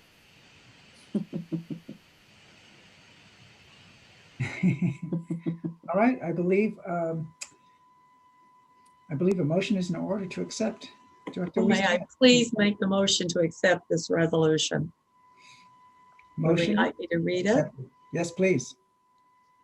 Authorization to accept fee title to 38 plus or minus acres of real property and associated access easements from Dumbarton Quarry Associates to establish the Dumbarton Quarry Campground on the bay. Coyote Hills National Regional Park. Is there a second? Is there a second? Second. Waspy is a second. Madam Clerk, roll call vote, please. Yes, President Rosario. Director Coffey? Aye. And Director Corbett? Aye. Director Eccles? Aye. Director Wieskamp? Aye. Director Lane? Aye. And President Rosario. Aye. You have a unanimous approval of this item. Congratulations, everyone. And Director Waspy, Hey. yes. Thank you, staff. Thank you, DQ. Okay, with that, we will go back to 2A to complete our vote on the approval of the East Bay Regional Park District policy to protect endangered species at risk of predation by free roaming cats. Yes, it was moved by Director Corbett and seconded by Director Waspy. And the only vote missing is Director Eccles. Aye. Excellent. The vote is unanimous. Yay. Okay, now we're on to the public hearing. Yes, the public hearing. Okay. You have a script for that. Yes, thank you for that. Public hearing.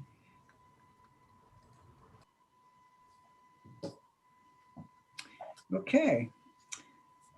We are now going to open a public hearing, and it is concerning the approval of engineer's report for fiscal year 2021/2022. Adopt resolution confirming diagram and assessment, order maintenance, improvements, and levy annual assessment for East Contra Costa County Landscaping and Lighting Assessment District Number 1. Semicolon, adopt resolution regarding protest and resolution and blah, blah, blah. Okay. I've just read the item. All right, good afternoon. I'm Deborah Spalding, Assistant Finance Officer. And before we do that public hearing, I'm going to provide you with a PowerPoint presentation that gives you a little bit of context and history about the assessment district. And can you all see my screen? Is that all right? Yes. Yep, looks good. Okay, good. All right, so first the history. So originally the East Bay Regional Park District did not encompass East Contra Costa County. It was a much smaller area. And over time, the park district grew. And in 1981, East Contra Costa County was part of the park district, but without the benefit of getting some portion of that 1% of the property tax. And the district had the intent to provide additional services and amenities in East Contra Costa County. So they needed to figure out how to fund this. So they convened a citizens task force to work on this problem. And so in 1991, the citizens task force recommended that a lighting and landscaping district be formed to fund the maintenance and operations in this area. In 1996, per Proposition 218, this was actually put on the ballot as Measure LL, and it was approved by voters at that time. So since the beginning, the assessment has always been $19.70 as it is today. So now I'm going to answer a few questions you might have. What is a landscaping and lighting assessment district? It's a special assessment. So this table is showing you different types of taxes, assessments, and fees. You can see the lighting and landscaping assessment district circled there.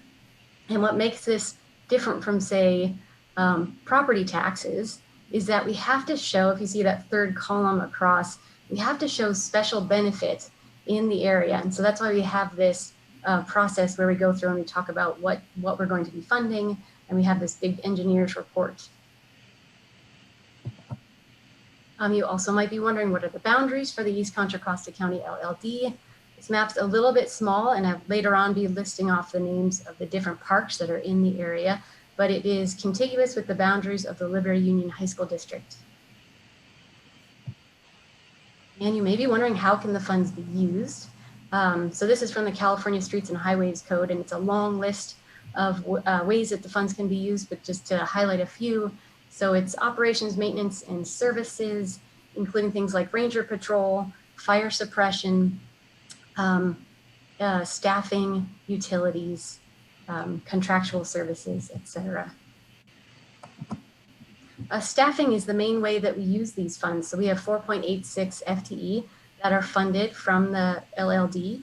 And so here's that list of the parks that are in the area. So it's the Delta de Anza Trail, the Marsh Creek Trail, Big Break Trail, Big Break Shoreline, the Nunn Property and Delta Access, Round Valley, Vasco Hills, Deer Valley, Roddy Ranch, and Byron Vernal Pools. Those of you who have been around or paying attention for a while know that some of these parks were added rather recently. So you may be wondering, so how does, if it's been the same $19.70 every year, how does that work out when we've been adding all these new parks? Well, the number of accessible units has been growing over time. So In fact, our revenue has not remained stagnant. If you look back down at the bottom of this table, you can see back in 1997-98, we brought in a little over 300,000 versus today the assessment will bring in, or this coming fiscal year will bring in 804,000. Just by virtue of the number of accessible parcels increasing in the area. So how much do we spend in this East County LLD area? Well, it's more than the 800,000 that we bring in from the landscaping and lighting district. So we augment that with the general fund and with other funding sources. In total, we spend about $2.5 million to operate the parks in this area. And so this table just breaks down the operating budget for each park. And you can see the general fund is the main source of funding for this area. You may have noticed there's a gap between the amount of revenue that we're bringing in, it's a little over 800,000, and how much we spend on operating. So each year we do use some of those funds for special projects. Here are just a couple pictures of one of those projects. It's grazing improvements out at Deer Valley, Roddy Ranch, Vasco Hills, Big Break, and the Nunn property. This item comes to the Board of Directors 3 times through the year. So you may recall back on May 4th, you adopted a resolution initiating the proceedings. Then on May 18th, you approved the draft engineer's report and you adopted a resolution of intention. The clerk of the board published a notice of public hearing, letting the public know that if they were interested in speaking or wanted to oppose the item, they could come to this meeting. Then we conduct the public hearing today, and unless 50% of people oppose the item, we'll order the levy. And then that gets sent on to the county, and then it will be added to the assessment, property tax assessment rules. So again, today we're holding that public hearing next. And then you have one resolution that approves the engineer's report that confirms the diagram and the assessment as set forth in the engineer's report, that orders the maintenance and the improvements and levies the assessment as set forth in the engineer's report. And then there's a second resolution that will be adopted that will overrule any protests. Now that concludes the presentation.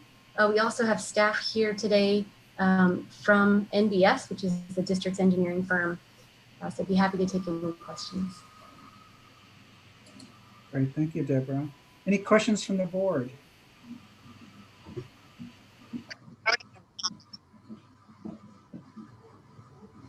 Director Lane. No, I looked through that a little quickly. Can funds be spent on public safety? I believe that is possible. That actually, is that right? Miranda, are you here from NBS still? And can you question? For public safety, it's really just for the trails, whatever is described in the improvements. It doesn't look like the public safety is part of that. It's mostly for maintenance, street repair, drinking fountain repair. Yeah, so it doesn't look like there is public safety involved in that. Yeah. Okay, I was just wondering. Yeah. That would make sense. We do not use the funds for public safety. So perhaps that, Deborah, I see you nodding your head. Hi, Deborah Ocker, AGM of Finance and Management Services. I did want to acknowledge that Director Waspy in the past has asked if we can use these funds for fuels management. It can be used for fire suppression and weed abatement. And so we do have those funds available for that as well, but not for police services. Well, I just want to point out that normally we would be out at Big Break for this meeting to approve the Lighting and Landscape District in the East County. And I certainly hope that next summer we are able to go out and do that, because East County is quite a ways to the east. And I think it's very helpful for the people nearby and in East County to know that we do come as a board for this particular item for at least one meeting, and for the corn. The corn, yes. That's correct, Director Lane, and we do plan on being at Big Break next year. I just drove through there and the corn is looking beautiful out in Brentwood. It's a season, yeah. Any other questions from the board? Seeing none, I am now going to officially open the public hearing. And are there any public comments? No, President Rosario, we do not have any public comments. In that case, seeing no comments from the public, then the hearing is now closed. And is there any other further discussion from the board? Seeing none, a motion is in order. I'll make it. I'll second. I'm moving approval of the resolution on the engineer's report for fiscal year 2021-2022, adopt resolution confirming diagram and assessment, order maintenance improvements, and levy annual assessment for East Contra Costa County Landscaping and Lighting Assessment District Number 1. Great, we have a second. So Madam Yes. Clerk, roll call. Yes, President Rosario. Director Wieskamp. Aye. Director Corbett. Aye. Director Eccles. Aye. Director Waspy. Aye. Director Coffey. Aye. Director Lane. Aye. And President Rosario. Aye. We have unanimous approval of this item. Second resolution. Okay, I will move approval of the resolution overruling protests as presented. I'll second. Director Lane. And Director, please. Director Wieskamp. Aye. Director Corbett. Aye. Director Eccles. Aye. Director Waspy. Aye. Director Coffey. Aye. Director Lane. Aye. And President Rosario. Aye. We have unanimous approval of this item. Okay. Yay. Thank you. Moving along, we are now in item 4, Public Safety Division. 4A is authorization to execute contracts with CSI Telecommunications Incorporated, Contra Costa County Department of Information Technology, and Aviat Networks Incorporated, and transfer and appropriate funds for the district-wide low-band microwave radio upgrade. And I've got a buzz coming out of my Yeah, that's you. Yes. Can hear it.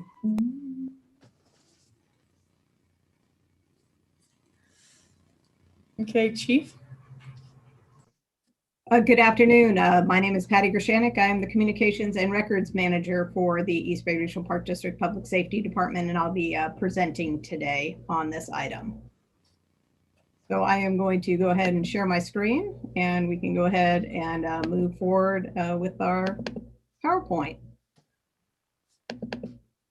So once again, this afternoon's presentation is just to provide a little background and context on the low band microwave system update that we are putting forth today. So good afternoon, President Rosario, members of the board, GM Landreth. We'll go ahead and provide you a little update and a little background as to this proposal. So some information about the East Bay Regional Park District's radio history. Currently, we're operating on 9 different towers, and those 9 towers are located in 4 different counties: Alameda, Contra Costa County, Solano, and Santa Clara counties. This radio system's been around since the 70s, and back in 2003 through 2005, we did a transition from analog to digital. That was completed by Harris Corporation, who is the parent of the corporation Aviat. In 2016, we contracted with CSI Telecommunications to do a radio study of the options for the Park District on what type of radio system would be suitable for us. And in 2017, we moved to T-Rex. Patty, we're losing your sound. We moved towards using the East Bay Regional Communication System Authority, T-Rex, for the police and fire department. In 2018, we moved towards a radio task force And in 2020, we moved forward with the RFP that is written. We've identified some radio system challenges through that task force and the radio study, and the two biggest challenges that were brought forth were the issue with the equipment, whether that's the portable equipment or the infrastructure equipment, and both of those becoming harder and harder to be able to identify options to move forward with. That radio task force was a multidisciplinary task force, including public safety, park operations, finance, our maintenance and skilled trades, administrative, and recreation division. Out of that task force, it was decided that the best use of our dollars moving forward needs to do an upgrade to our low band microwave system to support the park operations, radio operations. And we had an estimated total of $1.5 million for that project back in 2018. In 2019, the board approved $575,000 to start that project. In 2020, the board approved an additional allocation to get us to that estimated $1.5 million for the project. So to date, we contracted with CSI Telecommunications to write a very technical RFP for this upgrade. They conducted research and completed the RFP, and we posted it. We received one proposal from Aviat, and we spent time reviewing the evaluation and make sure that everything in the RFP was answered to the specifications that we needed, and it was the most qualified vendor to complete that project. The RFP did come in 3.5% higher than our estimates in 2018, with a total cost of $1,526,987. So we're looking at asking today for approval to move forward with the contracts with CSI, Contra Costa County. Patty? Go ahead and move that money from the major information. Yeah, fund. The sound is really bad. Al, could you take over? Yes. Okay. Yeah. Thank you. Patty, if you can go back to the radio system challenges. Sure. Yeah, it just for some reason the audible got really bad. Some of the radio system challenges that Patty was speaking about was that we discovered in the 2018 study that we did was that a couple major things is number one, the radio infrastructure had not been updated since about 2005, and that's when we really started to kind of our last upgrade going from analog to a digital. What we also found was that our hand packs, the actual portables that were being carried by park operations, were obsolete. So essentially they were no longer being manufactured. So Patty, working with park operations, actually did a great job and scooped up as many of the hand packs as that we had, so that way we could redistribute them. Those have now essentially been funneled all over to central stores where they can be purchased by park operations. Our team in 2018 really kind of took a holistic look and kind of looked at the different aspects of the radio system. And this is all information that you've heard before, but it was decided to upgrade the radio system, which would give us another 15 years of radio system life. Next slide. So in 2019, we had the board, you approved $515,000. We allocated some $60,000 for the upgrade system, giving us to $575,000. In another board action in 2020, we approved additional allocations, bringing us to $975,000 for that year, bringing us the $1.5 million that we originally asked for. As you can see in the board material, we are about $51,000 short. And I really credit Patty for less than 3% difference in what we estimated to what the actual cost is going to be for our proposal to upgrade the radio systems. So kind of looking at the overall process is that we've contracted with CSI, our telecommunication system, who is on the call to answer any specifics today, to write our request for proposal for the upgrade of the system. We also wrote that system with CSI, and we posted it on the district website in cooperation with normal procedures. We had one taker, which was Aviat, who has submitted their RFP. And currently we're we have reviewed the proposal and worked with our experts, CSI, to determine which upgrades are necessary. And that's where we get to the request for the additional $51,000. We've had one vendor who has responded to the RFP, and now we'd like to move forward with your authorization to award that proposal. And I know that we had some technical issues at the very beginning, but I just really want to thank Patty for her leadership on this multi-year project. This has been amazing. She continues to surprise me daily with her depth of knowledge and overcoming the different obstacles that we have. She's a terrific asset to the Park District and the public safety team. So with that, we'll open it up for any questions. Great. Questions from the board? Director Waspy. I hesitate to do this, but I'll probably amaze you with my lack of knowledge, Alan. But so if it's just for operations, why don't we buy everybody a cell phone that's a park ranger?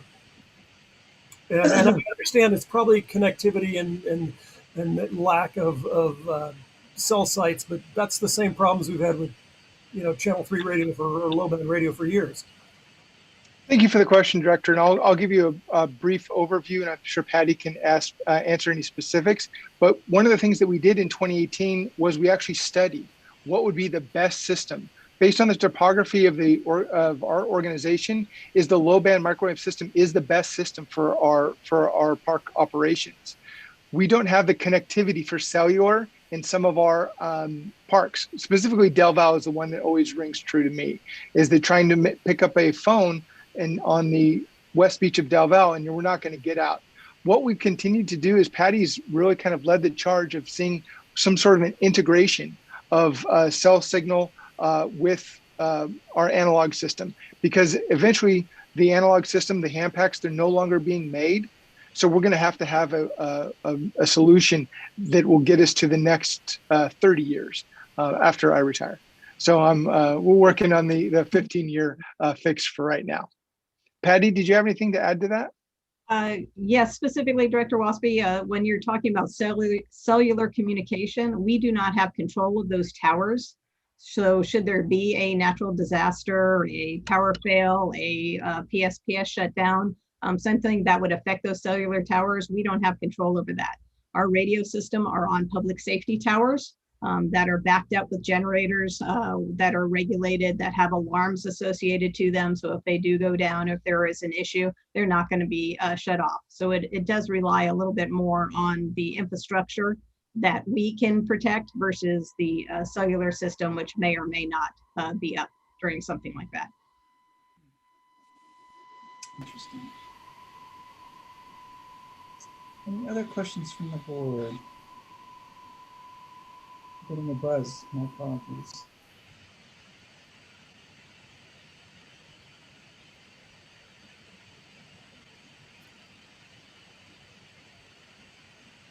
My computer is buzzing. It sure is. Okay. Any other questions from the board? Director Lane. So can you use this to connect with many other people, or it's just for us? So this current system is the park operations. Our volunteers use it as well. And then we have the eBrick system, which is the public safety system that the public safety uses. And we've actually patched channel 3. So that way we can actually use a eBricks patch to work with our low band and our eBrick system on channel 3. In the event of a major emergency fire disaster, we can actually work off of this system. It will be able to be patched into the eBrick system. Cool. Director Wieskamp. Tell me about the eBrick system. I'm going to actually turn this over to Patty because we have actually go back to Patty. We have the sole source authorization for CSI who's on the call, so they can actually talk specifically about the East Bay Regional Communication System Authority, and Chief Chaburo sits on the Finance Committee, so he can also offer some insight. So eBricks, or East Bay Regional Communication System Authority, is a JPA for all police and fire agencies in the Alameda and Contra Costa County area. Currently, right now, it's expanding into Solano County, and there's several other BRICS agencies, SOBRICS, which is the South Bay Regional Communication System Authority. So it is a interoperable radio system that allows public safety agencies to speak directly to each other or directly to each other's dispatch center. So an officer for us who's on a major incident that's in Richmond would be able to speak directly to a Richmond officer, a Richmond firefighter, the Richmond Dispatch Center. The same thing as the officer in Fremont Fire, Fremont PD. And it allows us to be able to communicate back and forth. It allows our helicopter to be able to talk to every single agency instead of being a standalone on a radio frequency that no one else is using. So it was founded back in 2011. It was in answer to the interoperable issues in regards to the unfortunate incidents in New York where we lost the two twin towers and you couldn't talk to each other. So it goes all the way back to there where we were looking at a way for agencies and public safety to be able to speak to each other on a large incident and not be isolated, but be able to talk to the officer that's standing right next to him on a post. And that's why public safety moved to it. Sounds good. Thank you. Yeah. And Director Waspie's humming. Yeah, eBRICS is it's huge boon to public safety. I wish we would have had it in the 91 fire. Would have been a lot better managed fire, I think. So if there's no other questions or comments, the motion is in order. So moved. Director Waspie, moved by Director Waspie. Is there a second? I'll second. Director Wieskamp, seconds. Roll call vote, please. Yes, President Rosario. Director Lane? Aye. Director Corbett? Aye. Director Waspie? Aye. Director Coffey? Aye. Director Wieskamp? Aye. And President Rosario. Aye. Director Eccles had to leave the meeting, so. Great, thank you. You're welcome. This is Craig Trickside of CSI Telecommunications. I just wanted to thank the board for the opportunity to continue our relationship with you. And to let you know, it's just a pleasure to work with Patty. She's very technical and on it all the time. So thank you all. Yes, we are lucky to have her. Yeah. Thank you very much. Thank you, Patty.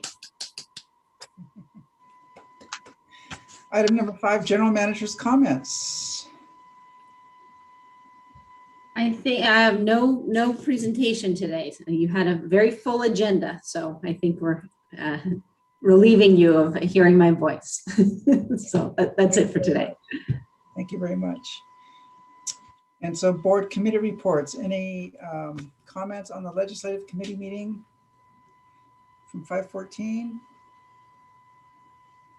Seeing none. Anything on operations committee from 4/27?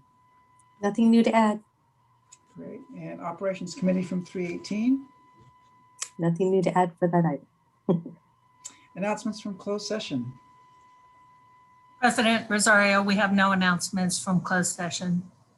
Great.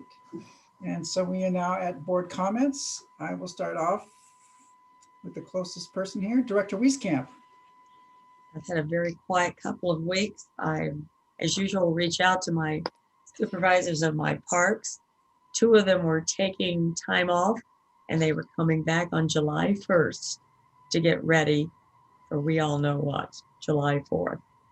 I did talk to Wayne at Pleasant Ridge, and we were mostly talking about the sheep that had been there.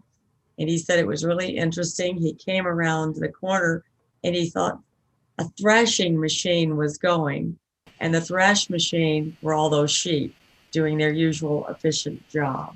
But he said, other than that, things were calm all along the ridge and up at Dublin Hills. I talked to Matt McDonald, and of course we had to talk at Coyote Hills, and we were talking about our tour of the upcoming opening that we are going to see in August. And he did say that finally things were slowing down a bit at Coyote Hills. They had been up 30% and now they were down to normal. And frankly, staff was glad to see that happening. I think everybody is doing a great job. I've been working with my local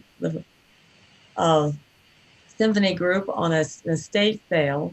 And one thing that came up was that several people asked me for, you won't believe this, in June, our calendars. I had a few on hand and I passed them out. I think we ought to be very pleased with the design that goes into our calendars, because to have somebody asking in June, do you have any calendars left? With accolades to Carol Johnson and the whole staff who put that together. So it's been quiet for me, but I really appreciate everybody who's working hard in the district. All of our staff does a great job, as we talked about earlier. And that's it. Great, thank you. Director Lane and Director Waspy.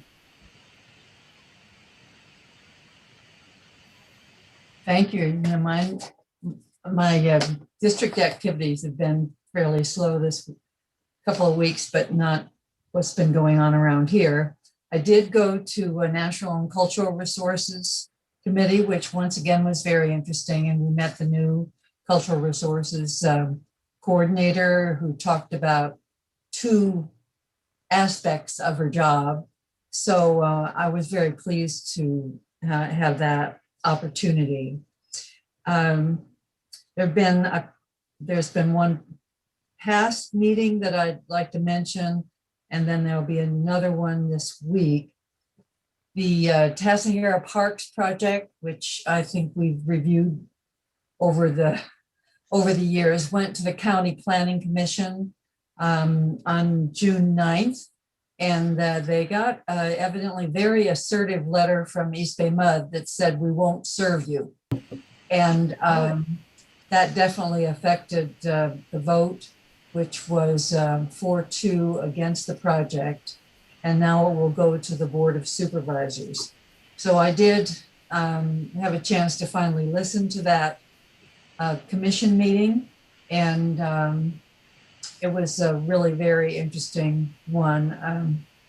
The presentation was good, and quite a variety of public comments. Then this week, we are going to have a liaison meeting with Contra Costa County, and I'm somewhat concerned about the staff report that they're bringing with regard to the Iron Horse Trail. Because what I think we really need with the Iron Horse Trail is a second trail. Our usage has gone up an estimated 30 to 50% on the Iron Horse Trail, and they are talking about wanting to permit some new mini modalities, one being an electric tricycle, and the other being permitting electrified scooters to come on the trail. So that meeting is coming up. And I'm sure it will be a frank meeting.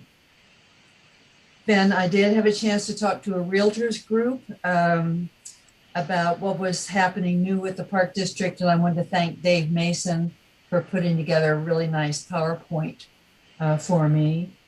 And I also wanted to thank PJ for addressing my Surface Pro, which evidently needed more than a little attention. And then for myself, new local history book on Alamo came out, and we had the launch this weekend. We ran out of books and had to give people rain checks, and it was, I was ready for a nap at the end of Sunday afternoon, but it was gratifying to have people so eager for a book, because nothing much has been written of this type for this community since the 1970s. So that's it. Thank you. Congratulations. Well, Thank you. Director Yeah. Thank you. So on June 2nd, I attended the California Association of Recreation Park Districts board retreat, and we planned our conference next week, and finalize our conference for next week, and then we plan for the next year. And so looking forward to a great year next year and with lots of new members. And we got a brand new member, Mid-Penn Open Space District joined. On June 3rd, I attended First Thursdays at Redwood Canyon Golf Course. They're really trying to reach out to the community and get people to show up at the golf course. They turned their driving range into a stage for a band and people sitting out on the lawn, having dinner and enjoying a great night. They maxed out at 200 participants. They stopped it at that based on the governor's request to limit sizes of groups, but they're doing it again, whatever the first Thursday is in July, and they're going to really open it up, and it looks like a great event and will be for the rest of the summer. That was it for me. I took off last Friday or a couple Fridays ago and went down to Baja California and had a great 8-day vacation. Came back to goats in my backyard and I'm extremely happy, and so are my neighbors. The goats are chomping everything in the neighborhood and doing a lot of good fire suppression and a lot of good public relations for the park district. So thank you. That's it for me. Hey. Director Coffey? Thank you. Let me see, June 2nd, I attended the meeting with Congressman Mark DeSaulnier that we finally were able to hold. This is one more in the series of legislative meetings that the district has engaged us in over the last couple of months. If that wasn't enough of Congressman DeSaulnier for the day, I also attended his town hall that evening. It was actually a joint town hall with Congressman DeSaulnier and Congressman Mike Thompson. So two of our Ward 7's congressional representatives are at a town hall. I figured I should go. Let me see, on the 8th, I attended the Board Executive Committee. On the 9th, the Natural and Cultural Resources Committee, Director Lane just described. On the 10th, with Director Eccles, I attended a meeting with the retiring Executive Director of the Coastal Conservancy to discuss, along with some of the advocacy groups, opportunities arising at Point Malate. On the 10th, I was the speaker at the West Contra Costa Democratic Club, a club many years ago I actually belonged to. They had asked for an update on Park District affairs. On the 11th, I attended the annual Contra Costa Building Trades luncheon, a highly attended networking meeting in the county. On the 12th, oh, this was fun. I attended the Black Diamond Mines mining music program, which was actually performed with all the music by naturalist Ashley Adams, who I swear we're going to lose to some media media market somewhere. She's very talented. On the 12th, our first outing. Mila and I had our first in-person, return to normalcy by attending in Martinez the fundraiser for the Boys and Girls Clubs of Contra Costa County. Yesterday, I had a very enjoyable one-on-one with our general manager, getting her out to the San Pablo Bay Trail and the highlights around Pinole, Hercules, and Rodeo. And it was very productive. And yesterday, late afternoon, I attended Director Rosario's preparatory meeting for this meeting we're having this afternoon. That covers it. Thank you. Thank you. And both Directors Eccles and Corbett had to leave. So here's my report. 6-2, I also attended the meeting with our Representative DeSaulnier. And then on 6-3, attended the Contra Costa Mayor's Conference. And then had a similar topic to the 6-9 meeting with the Alameda County Mayor's Conference. Both water companies, East Bay Mud and Contra Costa Water, gave their dire reports for, of course, this year, the driest year we've ever had. And there's definitely talking about conservation I think Cocoa Water, Contra Costa Sanitary District, they're doing a lot of, doing more with recycling of water. East Bay Mud does have some recycling water, but it's a work in progress. But it's going to be very interesting if we don't get any rain this year or next. And also from both those conferences, the American Red guidelines are out, so we'll have to lobby our state and county officials to see if we can get any American Rescue money. And then on 6/4, I met with the Juneteenth committee. And then on 6/8, I met with the executive, well, we had the executive committee meeting. And then 6/9, I attended the Natural and Cultural Resources Committee for Dennis Waspy. I love that committee. It's always a great one. And then it was very nice to meet Ana Maria Guerrero. And then in 6/9, let's see, 6/11, had my one-on-one with our general manager, Sabrina. Got to show off my little park, and got to show off my secret spot there at the junction of Trescendas and the Starflower. And then on 6/14, I did a media presentation with NBC regarding Juneteenth. And I think I need a media double. I'm so bad at those. No. You're And just then, natural. Come on. Natural is good.